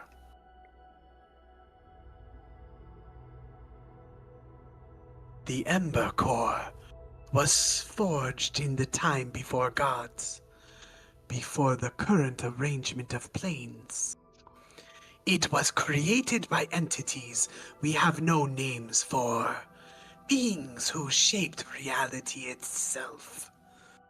Its purpose was to anchor all the planes, to prevent them from colliding, merging, bleeding into one another. 7 shards, 7 anchors, each holding a different boundary stable.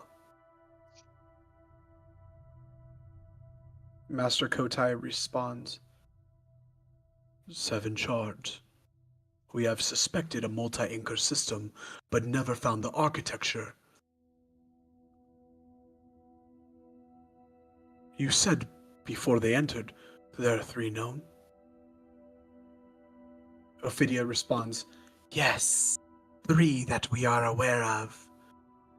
The Void Shard, which anchors the boundary between material plane and the plane of eternal rest. The Dream Shard, location unknown, but believed to anchor the dream realm and connected to your lucidial. The Temporal Shard, rumored to be held by a dragon in the peaks of eternity, anchoring the flow of time itself. The remaining 4 lost, destroyed, or hidden. We don't know which.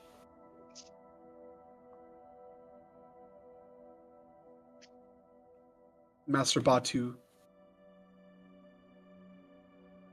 Before we go on, I think it's important to establish an etiquette here, especially for our honored guests. He turns to each of you. At any point, if you have questions or would like to make a statement regarding the information that is provided, please feel free to speak up. You have an important role here, as you have been closest to the Prime, the Lucidial, than any of us. You know the state of the planes. You know what is happening, potentially far greater than we do here. And in many ways, your presence here is to also provide answers that we may not yet have. I apologize, Princess Ophidia. No, I asked for them. They have the presence of the dream realm all over them. They have lived through the temporal. William just kind of furrows his brow slightly. And with that, as she speaks, I would like to do a vibe check. Yeah. Insight is now vibe. Well, no, like I'm just trying to get. Well, Welcome, yeah, I get the vibe. I get the vibe. I'm trying to gauge. You know, like, is she on the up and up? Is there any, like, is she being devious? wow. Is there subterfuge going on? Like, I think it's too early. But yes, go for well, no, it. especially, you know, she's dropping the fact that she's picking stuff up on us. My single biggest concern is, does she seem like she might be harboring some latent ill intent? Is what I'm really trying to dig up before William would potentially volunteer information. What a time to get a nat 20. Jesus. Yeah, I know, right? That's insane, bro. That's insane. Every once in a while, when I really need it. What always worries me in D&D is when so many powerful and influential characters are in one room. That's what I get worried about. Yeah, no. Facts. Which is also why William is on edge and is more than ready to commit acts of violence in this room if he has to. It's always pigeonhole scenarios that fucking John's over there twiddling his fingers. Listen, I just made sure that I have a clean DM. I have a clean line of sight. I got a clean shot on her if I have to. I don't want to, but I will. I think it would be absolutely absurd if she did anything stupid in here right now. I don't think that's going to happen. It's D&D, man. Anybody's capable of FAFO. Oh, yeah, for sure. And with that, William, go ahead, Solus. Sorry, I just nothing to make sure I apologize. got some clarity here. Yeah. So she said that there was 4 that are unknown, 3 that are. Correct. One's held by a dragon, one is somehow held by Nadia, and then the one that's in Zakara, correct? Correct. Okay. Can I get the Master of Flames name? Because his is the one that I keep missing. Master Khaled. You will not escape me this time. Yes. That's right, he's not going to escape me this time. Okay, perfect. Thank you, DM. Oh, absolutely. And with that, William,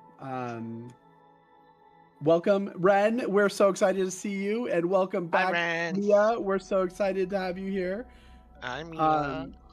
William just rolled a nat 20 insight, and with that, William.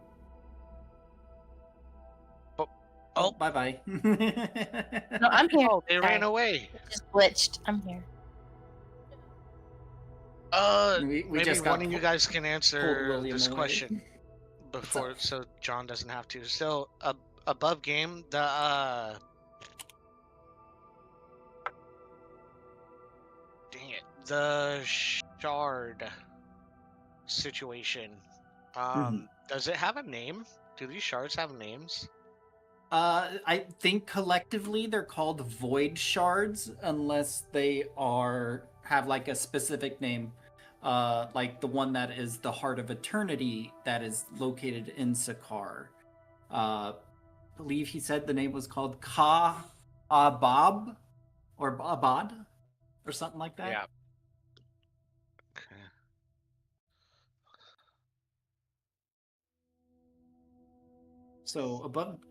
So we technically would know where 4 are since we did acquire the 1.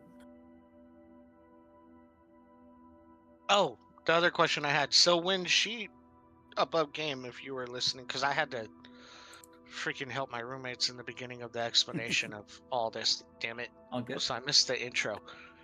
When she was initially talking, to whoever, not here, but in the beginning, did she, when Nyx was saying that she knows that Nadia is here, etc., how did that get presented?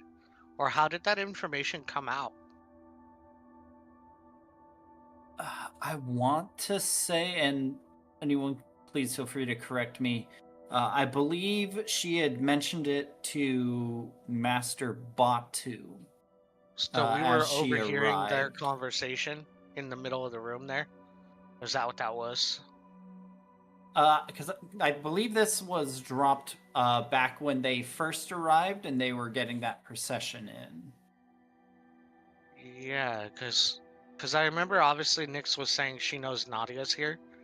I'm trying to gauge how A, that information was dropped, and B, like, you know, that's kind of like the dynamic of why this is all kind of coming to at the moment. Nyx, do you remember the specifics? It was more so she was saying that she knew that we guided the Lucidial here. Uh-huh. And she was saying, I keep forgetting how to say his name. It was Master, oh my god. The owl guy? Batu? Batu? The owl? He said that she was not available for any outside visitors, and she Oh, said, so she was asking to see her? that's where she said, no, I'm asking to see the people who guided her here. Interesting, okay. And that's where he said that he needed everybody to meet him here so that we could talk. What the hell? Okay, now that's It's a little strange. concerning. Yeah, she said that she was surprised that we had made it through the Haunted Lands with her.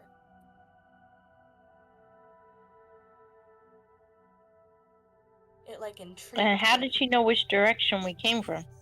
Exactly, that's the concerning part. How did apparently our Well, if we crossed over their area, it's probably pretty apparent that life trails of life were through there, and they probably got a good sense of where we came from. But how did she know that it was the Lucidial? I thought we were disguising her, like covering her, hiding her. That's a good question, and I think it really depends on their sources of magic and how close the Lucidial was to the Void Stone type thing. I don't know if that has a play on it. Yeah, there's also the possibility that they could have like some sort of potential outside intelligence coming in. So Well, they they do may have have the known birds, that too, the dead birds. Yeah, so they could have known that the Lucidial was in why am I spacing on where we started? Hazuz. Yeah. And then they would have known that the Lucidial had been taken away, and then they would have gotten like insight at the monastery that we had arrived. So that's just a possibility, but So who does it all trace back to? Who are their connections? Is it Unless they went to Hazuz, we don't know that. these are the type of questions we need to ask because this is very shady. If they went to Hazuz already and got that information additionally. But why would they be going to Hazuz is the thing, though. Well, they were isolated from the world, so I don't think they would. So they need can't to just go, freely but more pass just in keep and an out, eye. right? They can't Correct, freely unless pass in and out. So unless they've got princess is some the sort one- of way to get through the shroud without hurting the themselves. shroud, right? So how are they able to do that? Obviously, the princess is out and about. Yeah. So what are Exactly. How but we is have to that? keep in mind. How is that possible? Is kind of what I'm also asking myself. So Exactly. A, as how Will- is that possible? And B,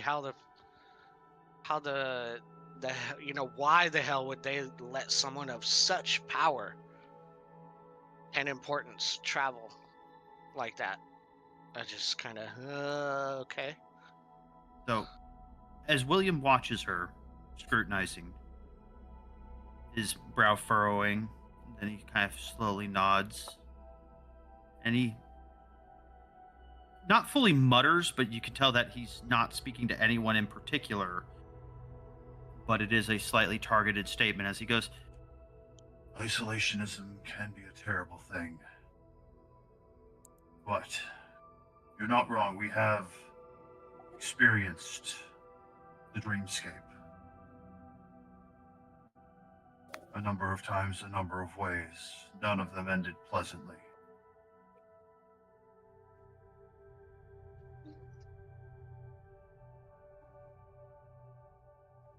There's a moment of hesitation.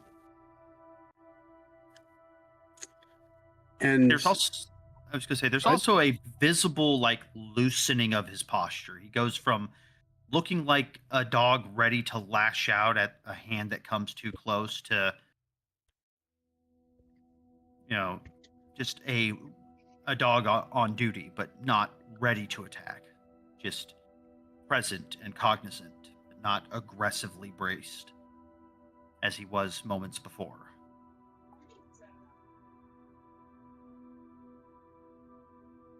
you guys, each of you feel the room shift. Why? Shift of what? Give me an insight Tone. check. Yeah, the tone. Okay. Do we all get to roll it since we're feeling? Oh, Nix! What is up with these nat 20s? I like you. High five. Am I still writing my nat 20 or? Yes, you are. Yeah. Oh, okay. I was preparing to roll. Allow me to. William, share some of that with me. Touch me in all the right spots. No. Nice. Mia 16. Wait. Who rolled that for her? Did you roll it for her? I think Mia did. Oh, I accidentally rolled. Oh, I don't know which one was yours, which one was mine. We rolled at the Yours- same time. Yours was, well, technically they're both the same, but yours was the first one. Wait, no, neither one of us have. You don't have guidance at this moment, but yeah, I got you rolled the guidance. better one. Aren't they both add up to 16? No, but the +2 and the +3 don't actually count, so you got a 14. Oh, because I have it still on advantage on that. Okay.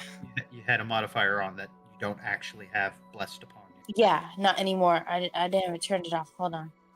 I turned it off already. I'll give you guys. okay. I'll give you guys like a group insight. The tone in the room has changed. The moment that William utters those words, especially the moment that he says isolation is a terrible thing, there's a noticeable shift in Ophidia, in her expression, and you guys sense a deep grief, sorrow, sadness, longing. And then you also feel the presence, the tone of tension, that palpable energy of tension and readiness to strike in a moment's notice actually eases. You look over and the tension in William's shoulders and his neck, in his body, has eased. Equally, the tension in Ophidia's body has eased. And then she responds.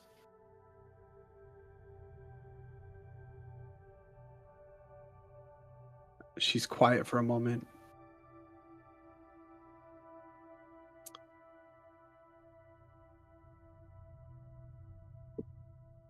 Isolation. And the dreamscape have more in common than most people recognize. Both are places where the normal rules of time and distance stop applying. Both have a quality of being simultaneously very large and very close. Both leave marks that do not show on the surface.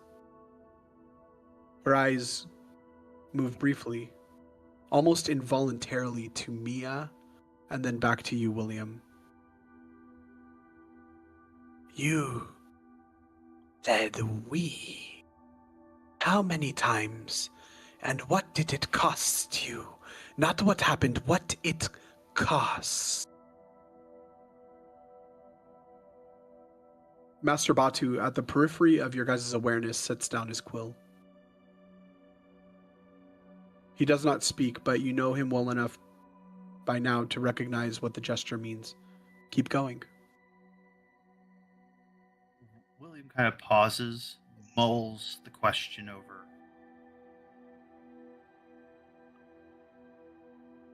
And he kind of smirks a little. He goes,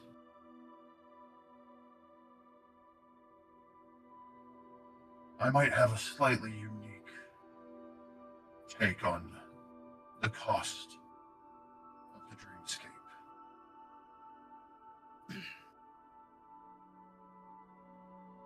I met with Goddess of the Weave. Bid us the task of protecting Nadia. A task we were already undertaking, but reinforcing the severity of it. And the cost that I had to give up. there's a chuckle. And I admit I am still in the process of fully giving it up. Yeah, give it up. My hatred. My burning fury. I stumble occasionally, but I am making strides, I think. He kind of looks to his companions.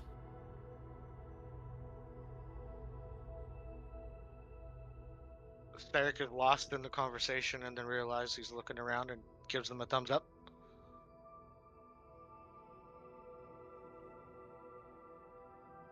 He looks back and he goes, But I would say one of the biggest prices we've had to pay since all of this, I would assume, if my friends would allow me to potentially speak for them, is the loss of the sense of safety, the security that one normally experiences in slumber. We never know anymore whether or not, when we close our eyes, that the next time we feel them open would actually be the morning, with rest behind us, and not a laundry list of trauma.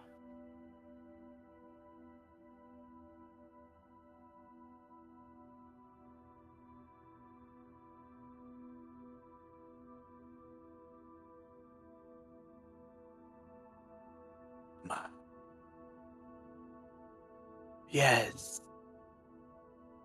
I am well acquainted.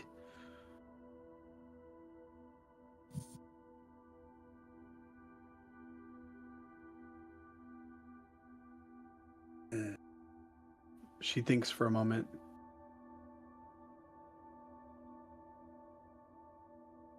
In that space, Master Ayla clears her throat. I apologize. If you don't mind, you had spoken of the shards and yours being cracked. I have a question regarding that. Yes. If enough are destroyed or destabilized simultaneously, reality fractures. Not metaphorically. Master Batu. And how did you come to hold this artifact? 3,000 years ago, my ancestors, jungle giants, fleeing something we no longer remember, discovered a structure in the deep desert. A pyramid, not built, not carved, rather grown, as if reality itself had crystallized in geometric form. Inside the void shard, floating and rotating, humming at a frequency that made their bones ache. When the chieftain touched it, he received a vision of eternity. Of all time simultaneously. Birth and death, and birth again in infinite recursion. And the shard offered a pact. Protect me, build around me, never move me, and I will grant you eternity. For 1,500 years, Sokar was paradise, not luxury. The shard's influence prevented change. Those who touched it stopped aging. Wounds healed, diseases vanished. We built in stone, and we became obsessed with eternity.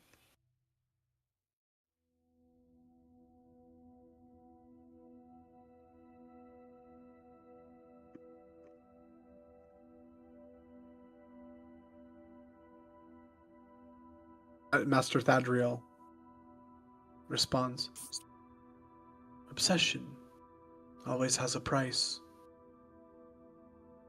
The void shard's nature, preventing change, locked our biology. For an entire generation, only male children were born. Then another generation, then another. We tried everything. Magic, medicine, divine intervention. Nothing worked. The population dwindled.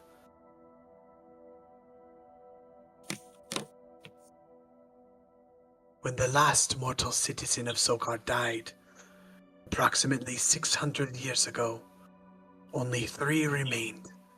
Nock the Inspired, Arun the Ever Vigilant, Meridak the Deprived, the original who touched the Void Shard, cursed true immortals.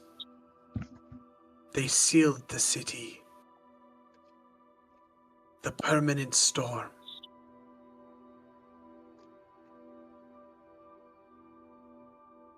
Master Kotai, 3 people for 600 years, and me for 1200. The Midnight Eye has attempted to breach Sokar 17 times in the past century. Every attempt failed. Arun killed them all. But 3 weeks ago, their tactics changed. They stopped trying to steal the Void Shard, and they started trying to destroy it.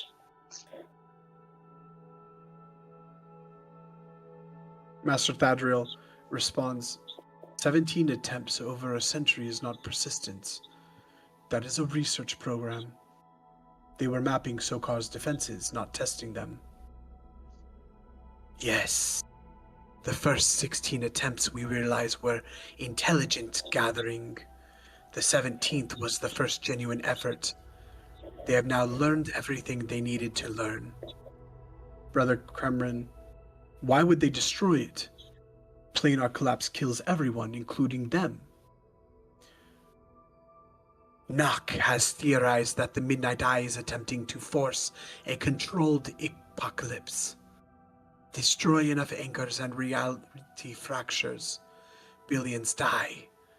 The planes bleed together, but if you possess pieces of the Ember Core, you can create pockets of stability, safe zones in the chaos. The Midnight Eye does not want to stop the collapse.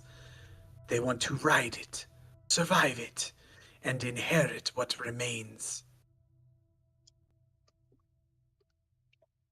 Master Kled, genocide on a multiversal scale. They want to kill everything and pick through the wreckage.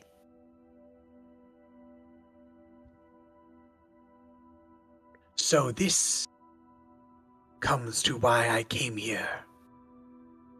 And this is why I wanted you, and she looks at each of you, to be here. I came here because the Lucidial is an anchor, like our Void Shard. Both are fragments of the same system. 3 weeks ago, both began to fail simultaneously. The Void Shard cracked. The Dream Realm destabilized. It is not a coincidence. If the pattern holds, the Lucidial is in danger. And if she falls, the strain transfers to every remaining anchor, including ours. I seek an alliance of knowledge. You understand the Dream Realm and the Lucidial's function. We understand the Void Shard and Death's boundary. Together we might comprehend what is happening and how to prevent total collapse. Separately, we die.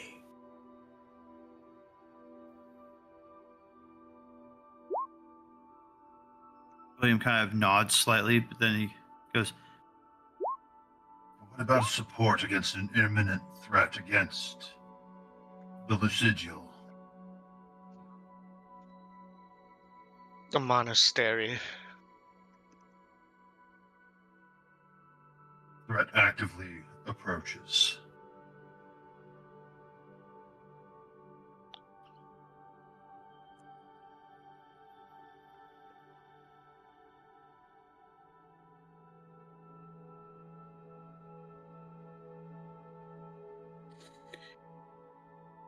He looks behind her to her 2 guards. She William's pauses also for a moment. internally wondering where the other 2 went. I was wondering the same thing as we came in. Because while William may not have seen the 4, he heard several people mention 4. Yes. Solus looks at the ceiling. They're up there, their heads are rotating. They're like Spider-Man up in the corners. So let's give me a perception check as you look at the ceiling. Oh no. Are they up there? 22. Yes. There are these moments where the light actually reflects off of their obsidian construct. And yeah, they're floating above. I like this bitch's style. He says to himself. Ophidia sets both hands flat on the table before her, and this is the first time she's mirrored Sorian's posture. And whether that's deliberate or not, you can't tell, but she says, "That question is why I'm here. I will be direct with you, because you have been direct with me, and because we do not share time for the alternative. Zakara, as a defender, one you do not know about yet, because I have not explained his presence. Yes. He is the reason, as I said, the Midnight Eye has failed 17 times in the past century to breach our wall. He has never lost a battle. He has never retreated. He has 100 years of combat experience and an absolute mandate to protect anchors. Arun, the ever vigilant. He could be here. He could stand on your eastern wall and hold it alone while your monks reinforce every other position. He could change your odds in ways that your masters have not yet calculated because they did not know he existed until this moment." Master Suyan's quill stopped moving. "Removing from Arun from Zakara means the Void Shard stands without its primary guardian.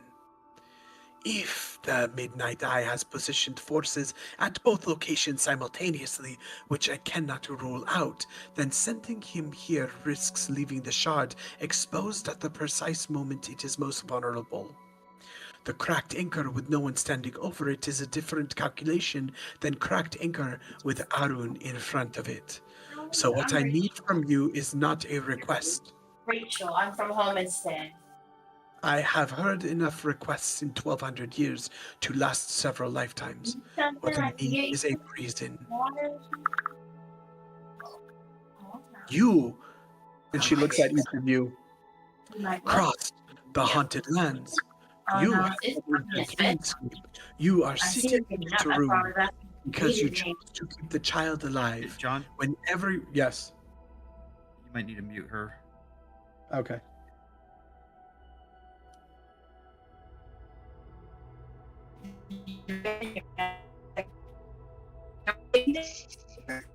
Yeah.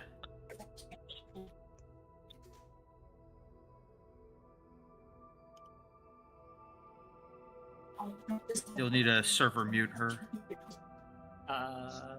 There it is. There you go. Yeah, I actually don't have that ability. Thank you, Phyllis. Right click server mute. It wasn't me. I don't have that. Interesting. It's all the way on the bottom when you right Yeah, click. I don't have it. Oh, Yeah, I don't think any of us have that Oh. power. Zin would, but I don't think he's here. apparently I do. Yeah. Oh, nice. Well, William, there you Fascinating. I also have go. I can, for some reason, I can do it too. So good to know. Cool. We should all have it though. Yeah, she says, you crossed the haunted lands. You've been in the dreamscape. You are sitting in this room because you chose to keep that child alive when every reasonable calculation said the cost was too high. Tell me why the threat here is greater than the threat there. Not as a negotiation, as the truth. The floor is yours. The hell? She was asking why we feel the threat here is greater than the threat at her home. Yes. First, before we get into that, I would like to ask this question. What are the possibilities of sending Arun with your stone? Ooh. If its defense is that critical, would he not be able to bring it with him and act as its primary defense, as he has?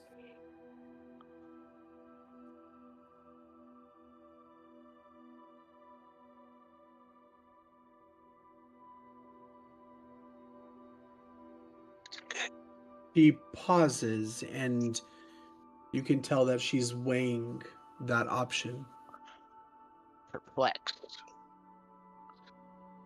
She levels her eyes to you, Stolas.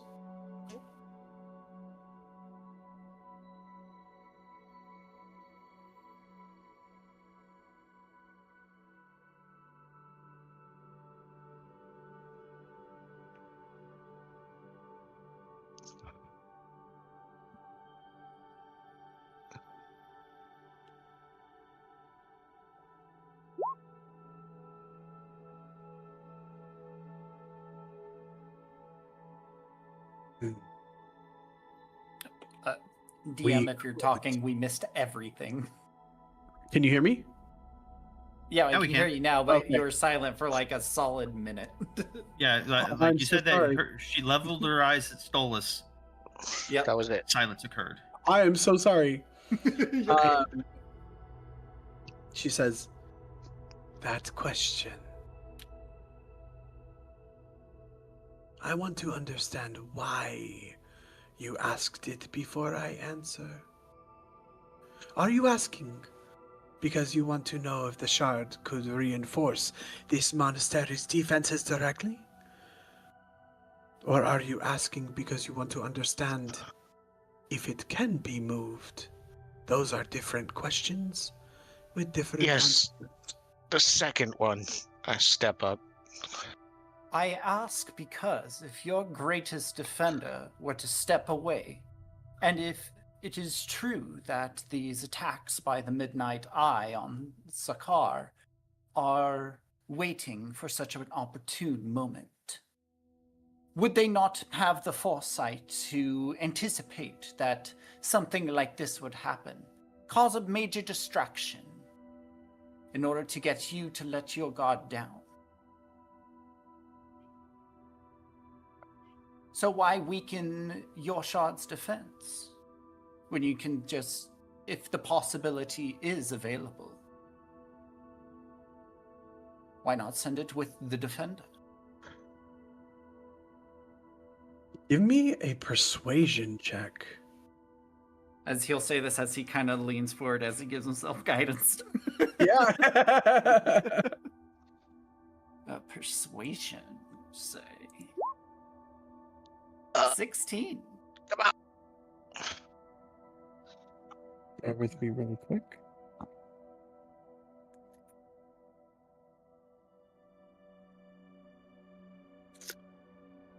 Well done.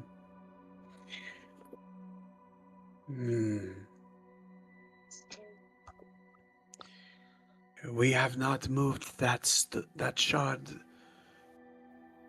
since the moment we found it. However,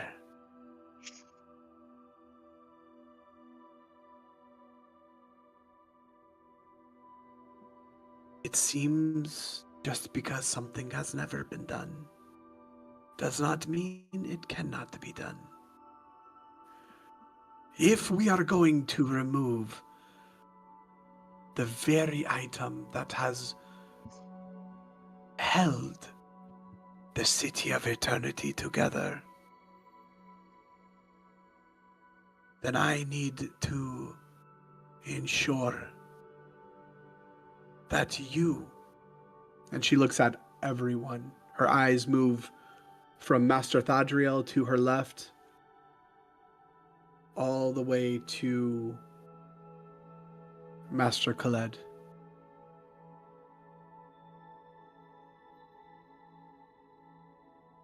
Sweeping across each of you, and then finally setting on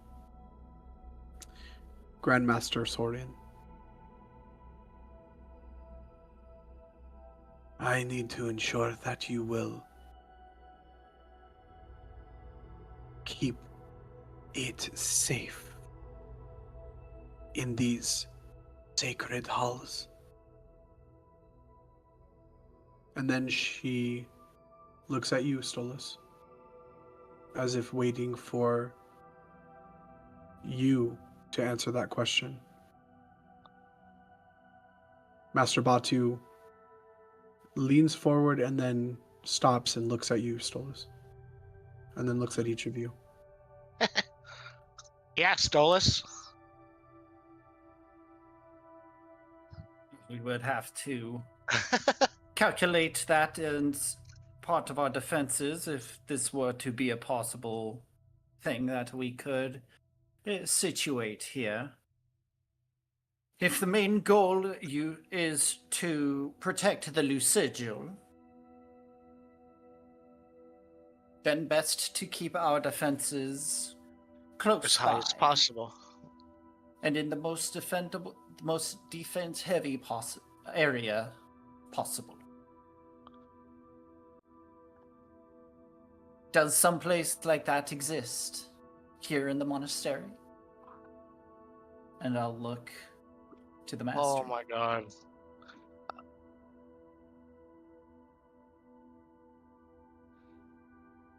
Oh man. Still, Derek's stomach starts to grumble a little bit.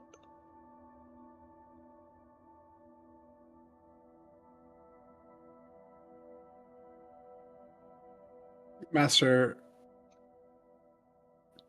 Khaled responds first as he leans, putting both elbows on the table as his arms remain folded in front of him, though less tight against his chest, and he says, "Why, of course. We could hold it here within the Hall of Echoes. We have another shard here in these halls anyway." Master Oh Suin, shit. she immediately shushes him. And Stolas' eyebrow raises. he says, he looks at Master Suyin, looks at the other masters and says, "Why? Why would we withhold pertinent information? It seems that she is here on noble reasons. And so it only befits us that we would honor that and be truthful as well." And then he looks at Grandmaster Ascendant Sorian. There's a moment where the Grandmaster does nothing, and then his eyes open. And for the first time in this meeting, he speaks. "Yes, I agree. It is good to be truthful. One of the 4 that you said was lost, we have found. And we hold it here in the monastery."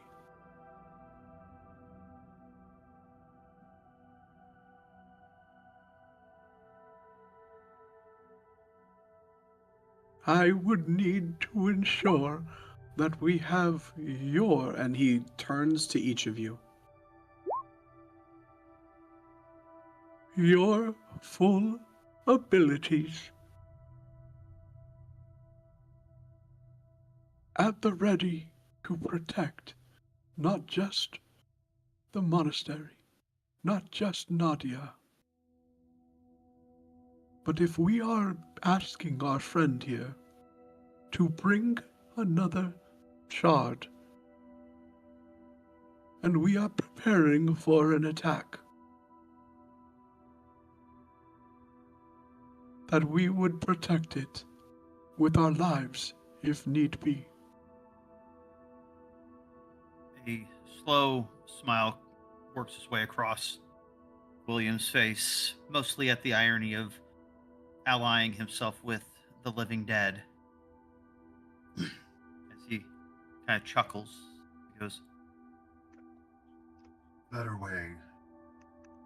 Sure that all the enemy's attention is in one place. Then to lay out a wondrous spread and prepare.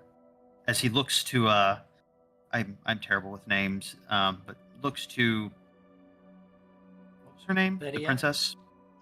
Ophidia. Ophidia? Oh, Ophidia, yeah. Ophidia. As he looks to Ophidia, he goes,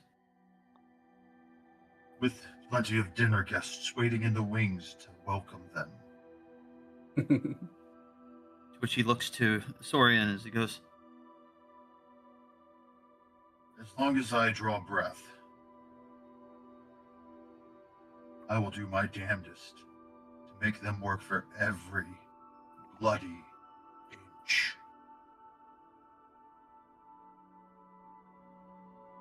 he says as he lays the head of the hammer down on the ground, resting both hands on the base of the pommel. Hmm.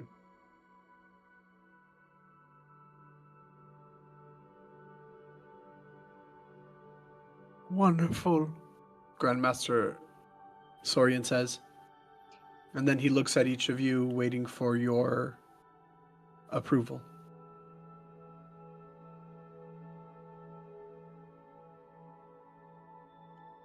And what of the rest of you? Would you also willingly lay your lives down in protection of not just Nadia, but these shards as well?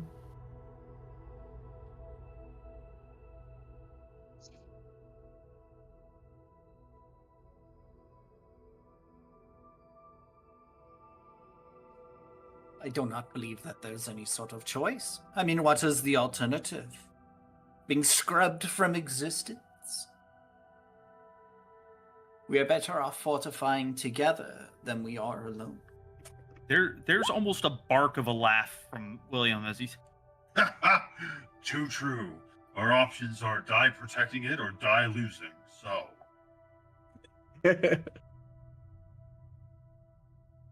at which point he looks to everyone in the room, his friends, those at the table, and Ophelia, as he goes, So I guess the real choice is, how do you want to die? Pride for something greater? Quivering and mewling in a corner when the darkness comes to claim you.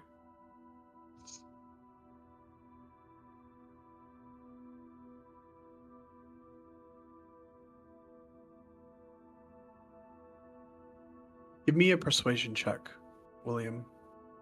snap. Straight roll? Yeah. Sheet. There's my sheet.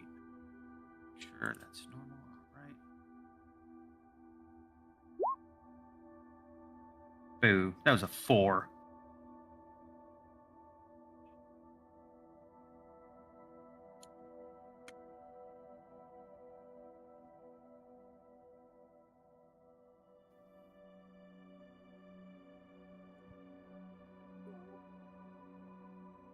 And if the void shard, the heart of eternity, falls into the hands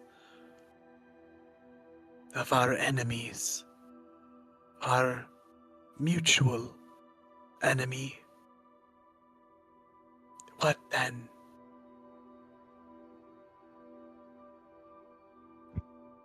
Your own seer herself, she looks at Master Suyin, has stated that the odds are not in your favor. To which William looks over I and don't goes, think those odds included you in the scenario. William looks to Suyin as Sarek says that and goes, Did it? I don't recall you mentioning it. No, it did not. This would be something much different than any of the other visions I've seen. In gambling, we call that a wild card. Yes. Alright. Sarek, William, you can either roll individual persuasion checks, or one of you can roll with advantage. I will leave that to your discretion. Do you want to roll independently? Yeah, let's roll independently. 5 I rolled on the die.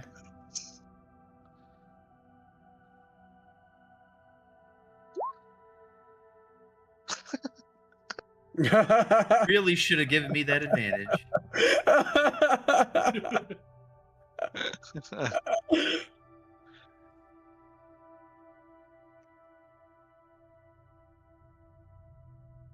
Wait, do we have inspiration? Oh, I'm fresh out. I have 1 inspiration still. You can use it. Is there a way to use my inspiration to give to somebody else, or is it personal? No, it's personal. I'm gonna use it. I'm unchecking it. All right.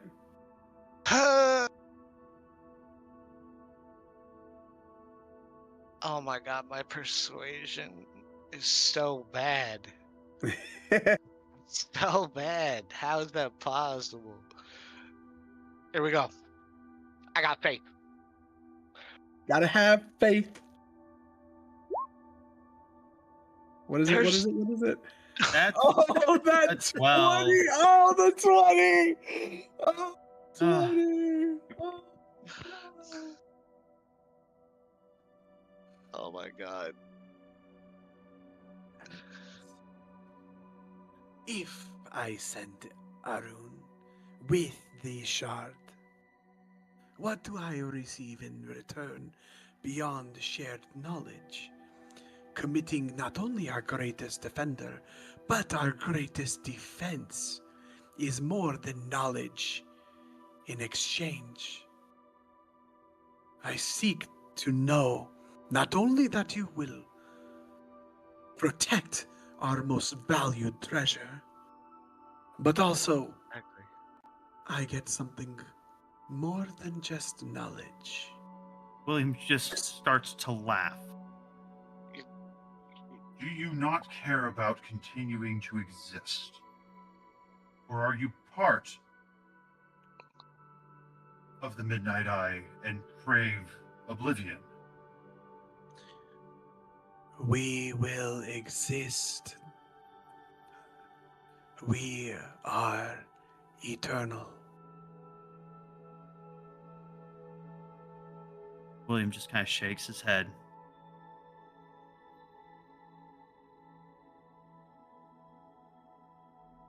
Derek kind of nonchalantly, a little out of character. So, what happens if you move the shard? What happens to your city?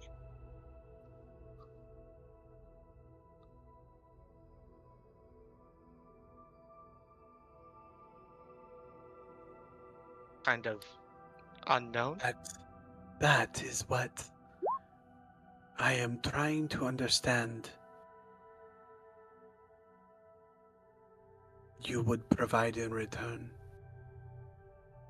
You see,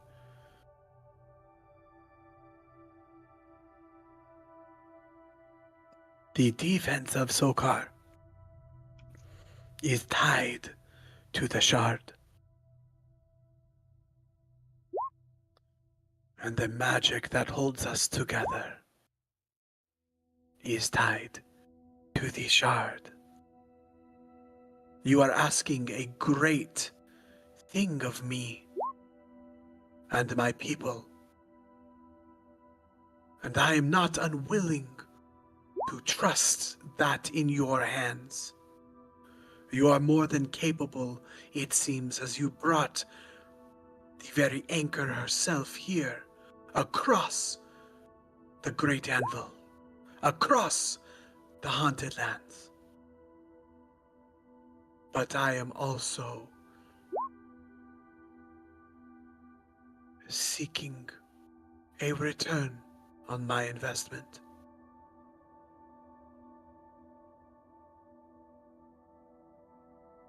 Princess, pardon my ignorance. Has the shard cracked previously? Is Never. there... Never.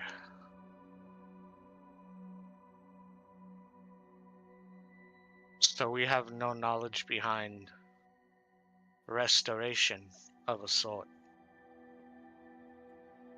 No.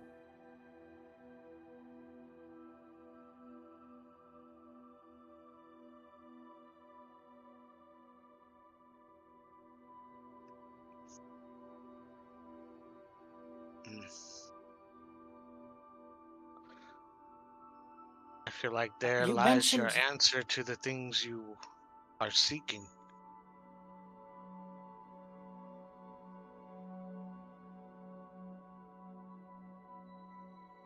What were you saying, Stolas? Oh, nothing. Keep the scene going. I'll jump in when I can.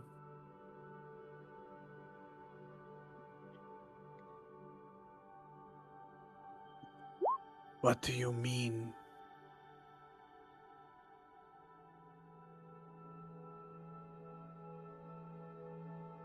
Speak plainly.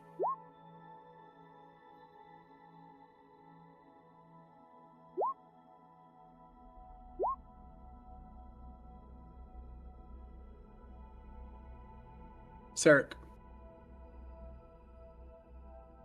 What do I mean what? Sorry? What do I mean in regards to... You said it seems you have the answer you seek? In regards to potentially restoring your void shard. Because if it's currently cracked,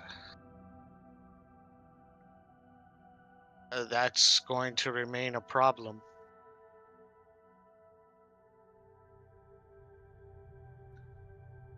Is it not? She looks at you, and then she looks at each of the masters, and she says, "Do you still withhold knowledge? You know of restoration of the shard?" The masters look at each other and then look at you, Sarek. Master Batu says, "We do not know of any ability to restore the shards. Do you?" And he looks up at you, Stolas. Or, I'm sorry, Sarek. And I shake my head no. I do not.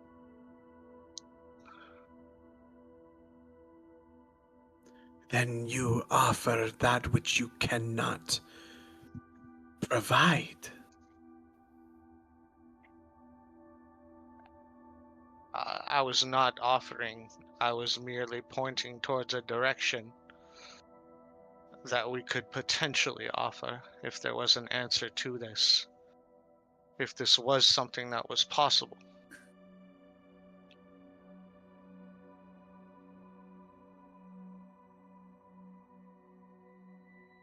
How about I propose this? You want some form of compens for sending your strongest warrior as well as your shard here for its defense during the attack by the Midnight Eye. In return for this service, we shall return to Zakara with you in order to assist in its restoration. Surely would that not be agreeable? See to its defense, and then see to its restoration.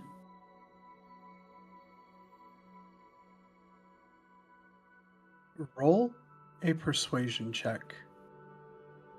Besides which, I lean forward on the damn old caster guidance. besides which, extending. No, I'm burning inspiration. Fuck that one. I'm working hard on this, damn it.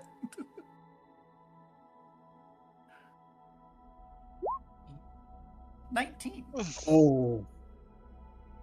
What were you going to say, William? Besides which? Besides which, extending an olive branch of aid and of trust goes a long way to establishing new connections between cities, societies, and individuals. Okay. Here's how I want to play this. I was hoping that I would have gotten that out, but Stolas was being really loud. I was trying to get that out in hopes of providing advantage. Advantage, yes. So that's what I was going to ask. Okay, perfect. So, Stolas, go ahead and mark your inspiration still. We won't count your second roll, and I will give you that advantage for that nat 20. Ah, thank you. Well done. Thank you, gracious gods Well upon the done. stars. Bring down upon me your glorious bosoms. Let me drink upon thine teat.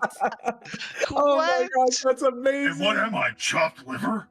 Well, you're gonna be a dick because you're gonna be blown, but Oh my! the ending's still the same. Oh, I want to give you inspiration for that. Both of Quick, you. roll something. Oh my gosh, that Oh was my amazing. That's hilarious. That was Oh, awful. That was awful. Tell my wife. there's, I know, right? Here. Oh.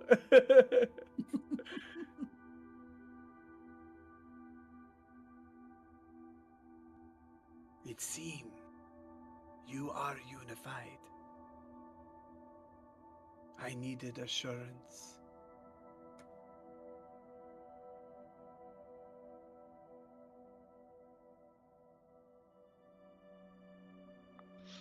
You convinced Zakara, a city sealed for 600 years, to send its greatest defender to fight alongside strangers. You convinced Zakara to send the heart of eternity, its defense. That is no small feat. Do not waste it. You watch as her hand flicks open and an illusion appears hovering over her right palm. And then she clasps her hand. The message is sent. Arun will receive it within the hour. He will march immediately. He will arrive within 24 hours. Batu. And if he refuses? He will not. I speak with Nox authority, and Arun has never disobeyed an order in 2,500 years. He will come.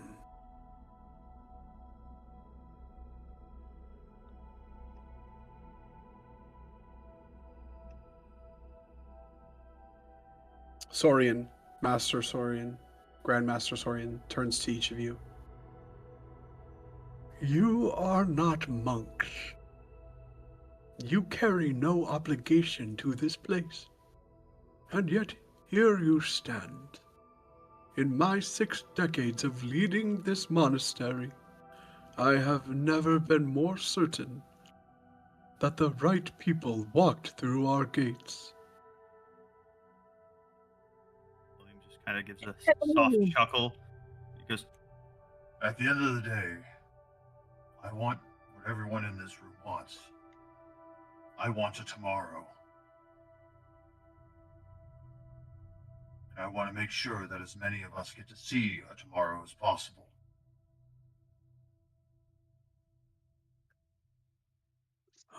Sarek steps up. And we want to see a little girl grow up to be a beautiful young lady. And enjoy her life as she's meant to. And William snaps and points to Sarah in agreement. Ren, what were you Then saying? Ren steps forward and she clears. Well, you may not know this because I put a very good disguise forward, but I actually am a monk. But yes, I agree with all of what they just said. And then she steps back. I give me a second. I got see. I'm gonna roll this with disadvantage just to show the intensity of this. I think I'll do it as deception. Yeah. William puts a hand on his cheek and looks at Ren slack-jawed in the most obvious mock disbelief ever. I know, Will. Is that I a know. nat 1 to your deception? Yes, that was a nat 1 to his deception. I just wanted to see how well he'd convey his lack of disbelief.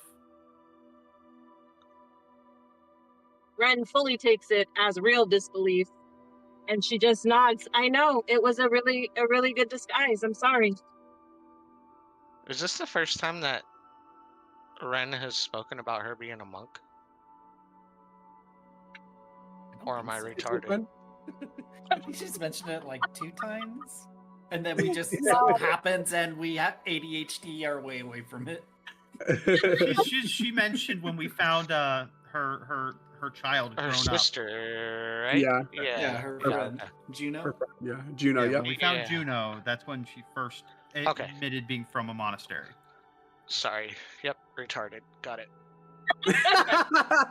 Jesus Christ.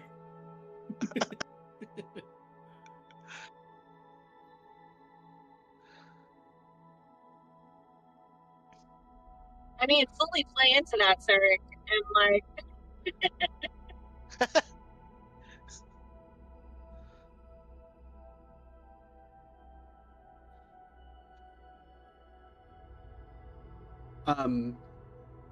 Ophidia, I want you to understand something. I was 12 years old when the curse fell. When I realized I would never have children, never have a future.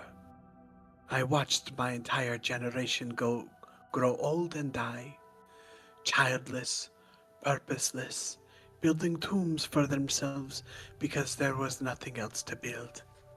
I chose the Lamia curse because I refused to accept extinction. So when I tell you I want to help protect the Lucidial, I mean it. Not because I am noble, but because I know what it is to be the last of something. To carry the weight of an entire world's future on shoulders too small for it. That child is what I could have been. A future. I will not let the Midnight Eye take that from her, the way fate took it from me. When you come to Sokar, when this is over, if we survive, I will ensure safe passage. You have earned it. Oh.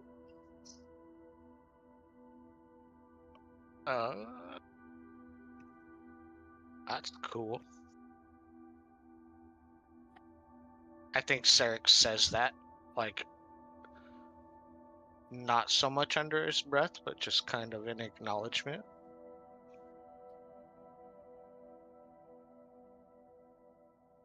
Ren is gonna lean towards Sarek.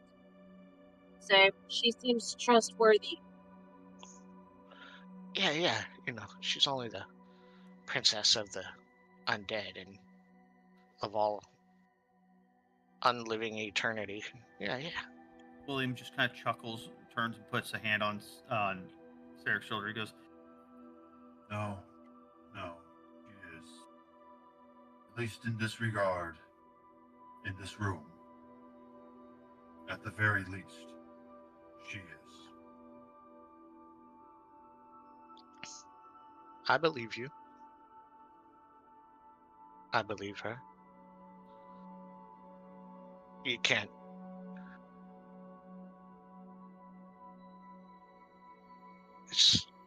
I've just seen a lot. I've been through some shit, man. It's not the easiest thing to just accept. And I'm talking rather quiet to William. Assisting the undead, but it makes sense. Regardless, I'm here for all of you and the girl.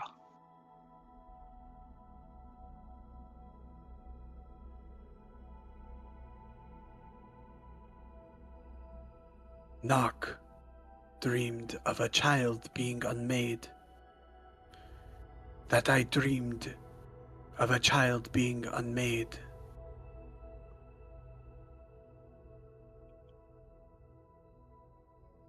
I know that the people sitting across from me have crossed the haunted lands to keep that child alive. Because they decided she mattered. She reaches into the folds of her robes and produces an obsidian tablet. She looks at the tablet, and then she lays it down in front of her on the table.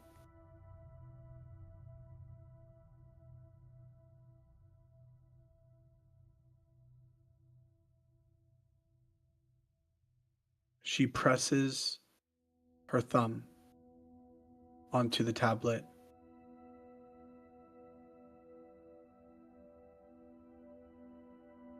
And she runs her hands down it.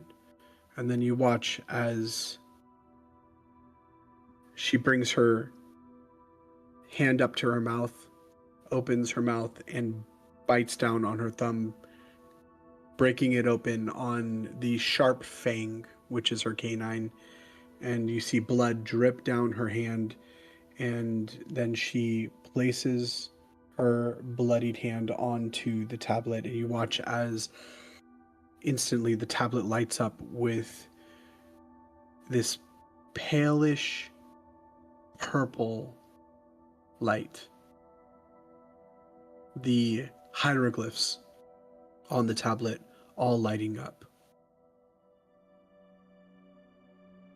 The moment her hand makes contact, every candle in the Hall of Echoes gutters simultaneously bending toward the table as if being pulled, and the ambient glow from the carved statues in the corners dims by half and then returns. The geometric patterns on the floor, the inlaid gold lines running between the sections of stained wood pulse once with a light that has no obvious source and is gone before you can be certain that you saw it.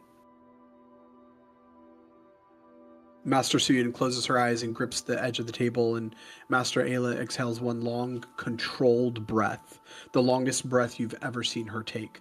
Thadriel looks at the ceiling, and from somewhere deep beneath the monastery, so far below that you feel it in your feet rather than hearing it in your ears, is this low tone, a vibration, a frequency that your body registers as profound and your mind registers. It lasts for 4 seconds and then it stops. The candles straighten, the light returns, the room is the same room as it was. Ophidia lifts her thumb from the tablet. The hieroglyphs are glowing, the cold blue. The same light as the Tomb Guardian's eyes, the same light that you saw as they entered into the halls.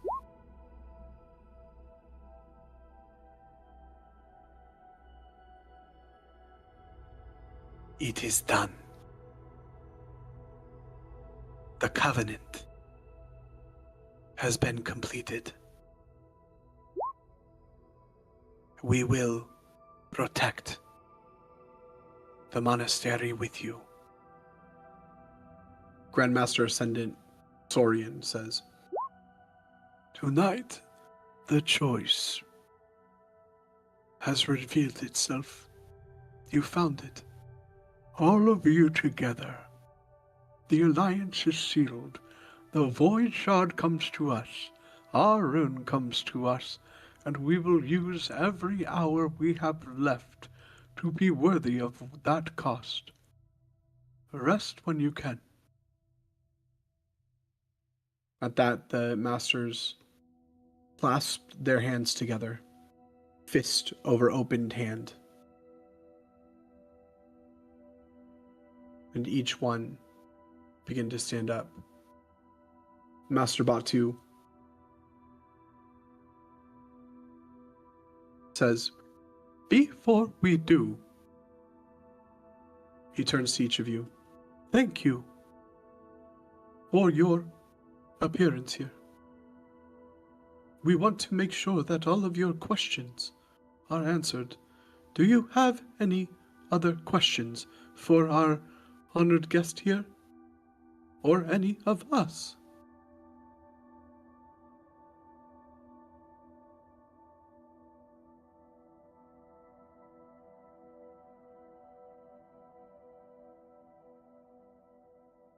William just kind of shakes his head. Then he kind of purses his lips and then he nods.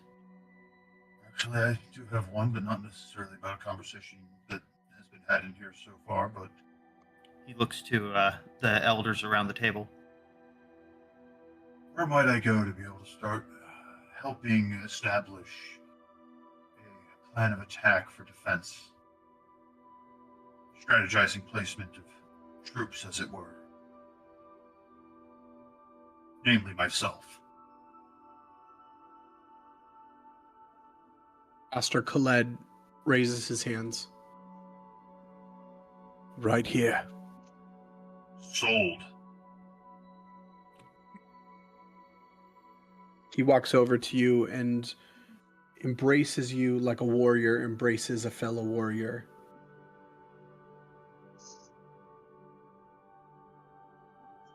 William Come just with can't me. help but smile. "After this is done, come with me. I'll take you to the barracks. I'll introduce you Oh, to sorry. the fellow soldiers, the monks, in preparation." Go ahead, Sarek. I was just curious, Princess. The shroud. How were you able to traverse it?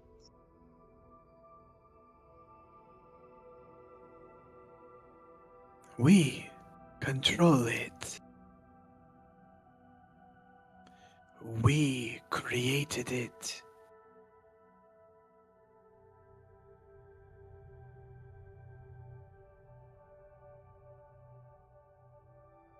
Fair enough.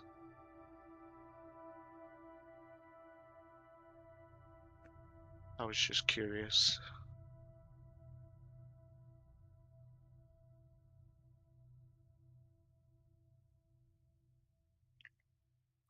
Well then, Mistress of the Eternals, Princess Ophidia, we welcome you to stay as long as you would like. We will provide accommodations for you and yours. And he turns to each of you and bows deeply. Thank you for being a part of this delegation.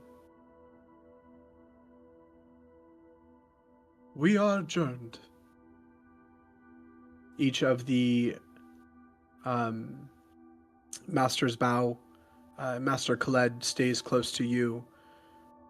Says, "When you're ready, let me know." And they begin one by one stepping out of the Hall of Echoes. Do you guys step out? Yeah, I mean, William would. Yeah. Yeah, I mean, if that's the direction we're all headed, as we do leave, though, assuming everyone comes with, I do want to say something to Ophidia. Yeah. One by one, the procession begins to file out of the Hall of Echoes toward the spiral of staircase, ascending upward. Go ahead, Stolas. As we make our way out, I will turn and us as we pass by Princess Ophidia. I'll say, "Oh, and Princess, do see to that your defenses are reinforced on your end as well. Would hate to have to return should the Midnight Eye attack while your greatest defender is away." Can I roll perception Yeah. for that exchange? Yeah. Just to see if. Wait, let me turn off my disadvantage. Do I hear that as I'm heading out the door? I would say so. Which William would kind of call back and goes, If the eye has proven anything, they're aware of where their quarry is going. Once it's not there, because above table, if I remember correctly and I'm interpreting correctly, we did agree that she's going to send the defender and their shard here. That is correct. Okay, yeah. He goes, if it's not there, he'll have no reason to be going after it there. We have painted a big target here so we can mass our defenses here. Unless they don't know that it's gonna come here, because clearly they've been doing attacks and probing for that position. Yes, but if They're you're not going to know that it's going to be moved. If you're probing a defense, trying to find a way in, and suddenly it was gone, would you not view that as anything other than a trap and start focusing elsewhere?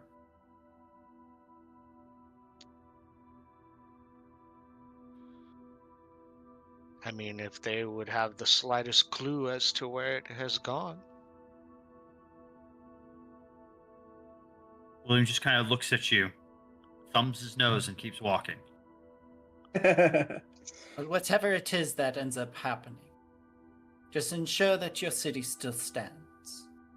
For I too am actually quite eager for our continued research together.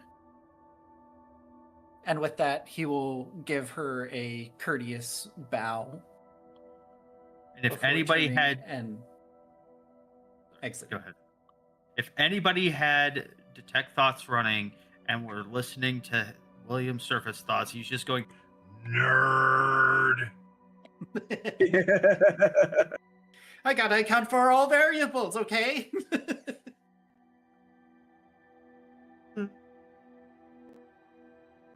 As you guys are leaving, Master Thadril is the last master to exit, and she passes by you guys and says, without stopping or turning her head, "The Midnight Eye does not know Arun is coming. That is the first real advantage we've had. Thank you." Ophidia turns to each of you, listening to each of you, and then... Stolas, when this is over, and we are still alive to have the conversation, I would like to know what argument you are going to make if the one you had provided had failed. She almost smiles.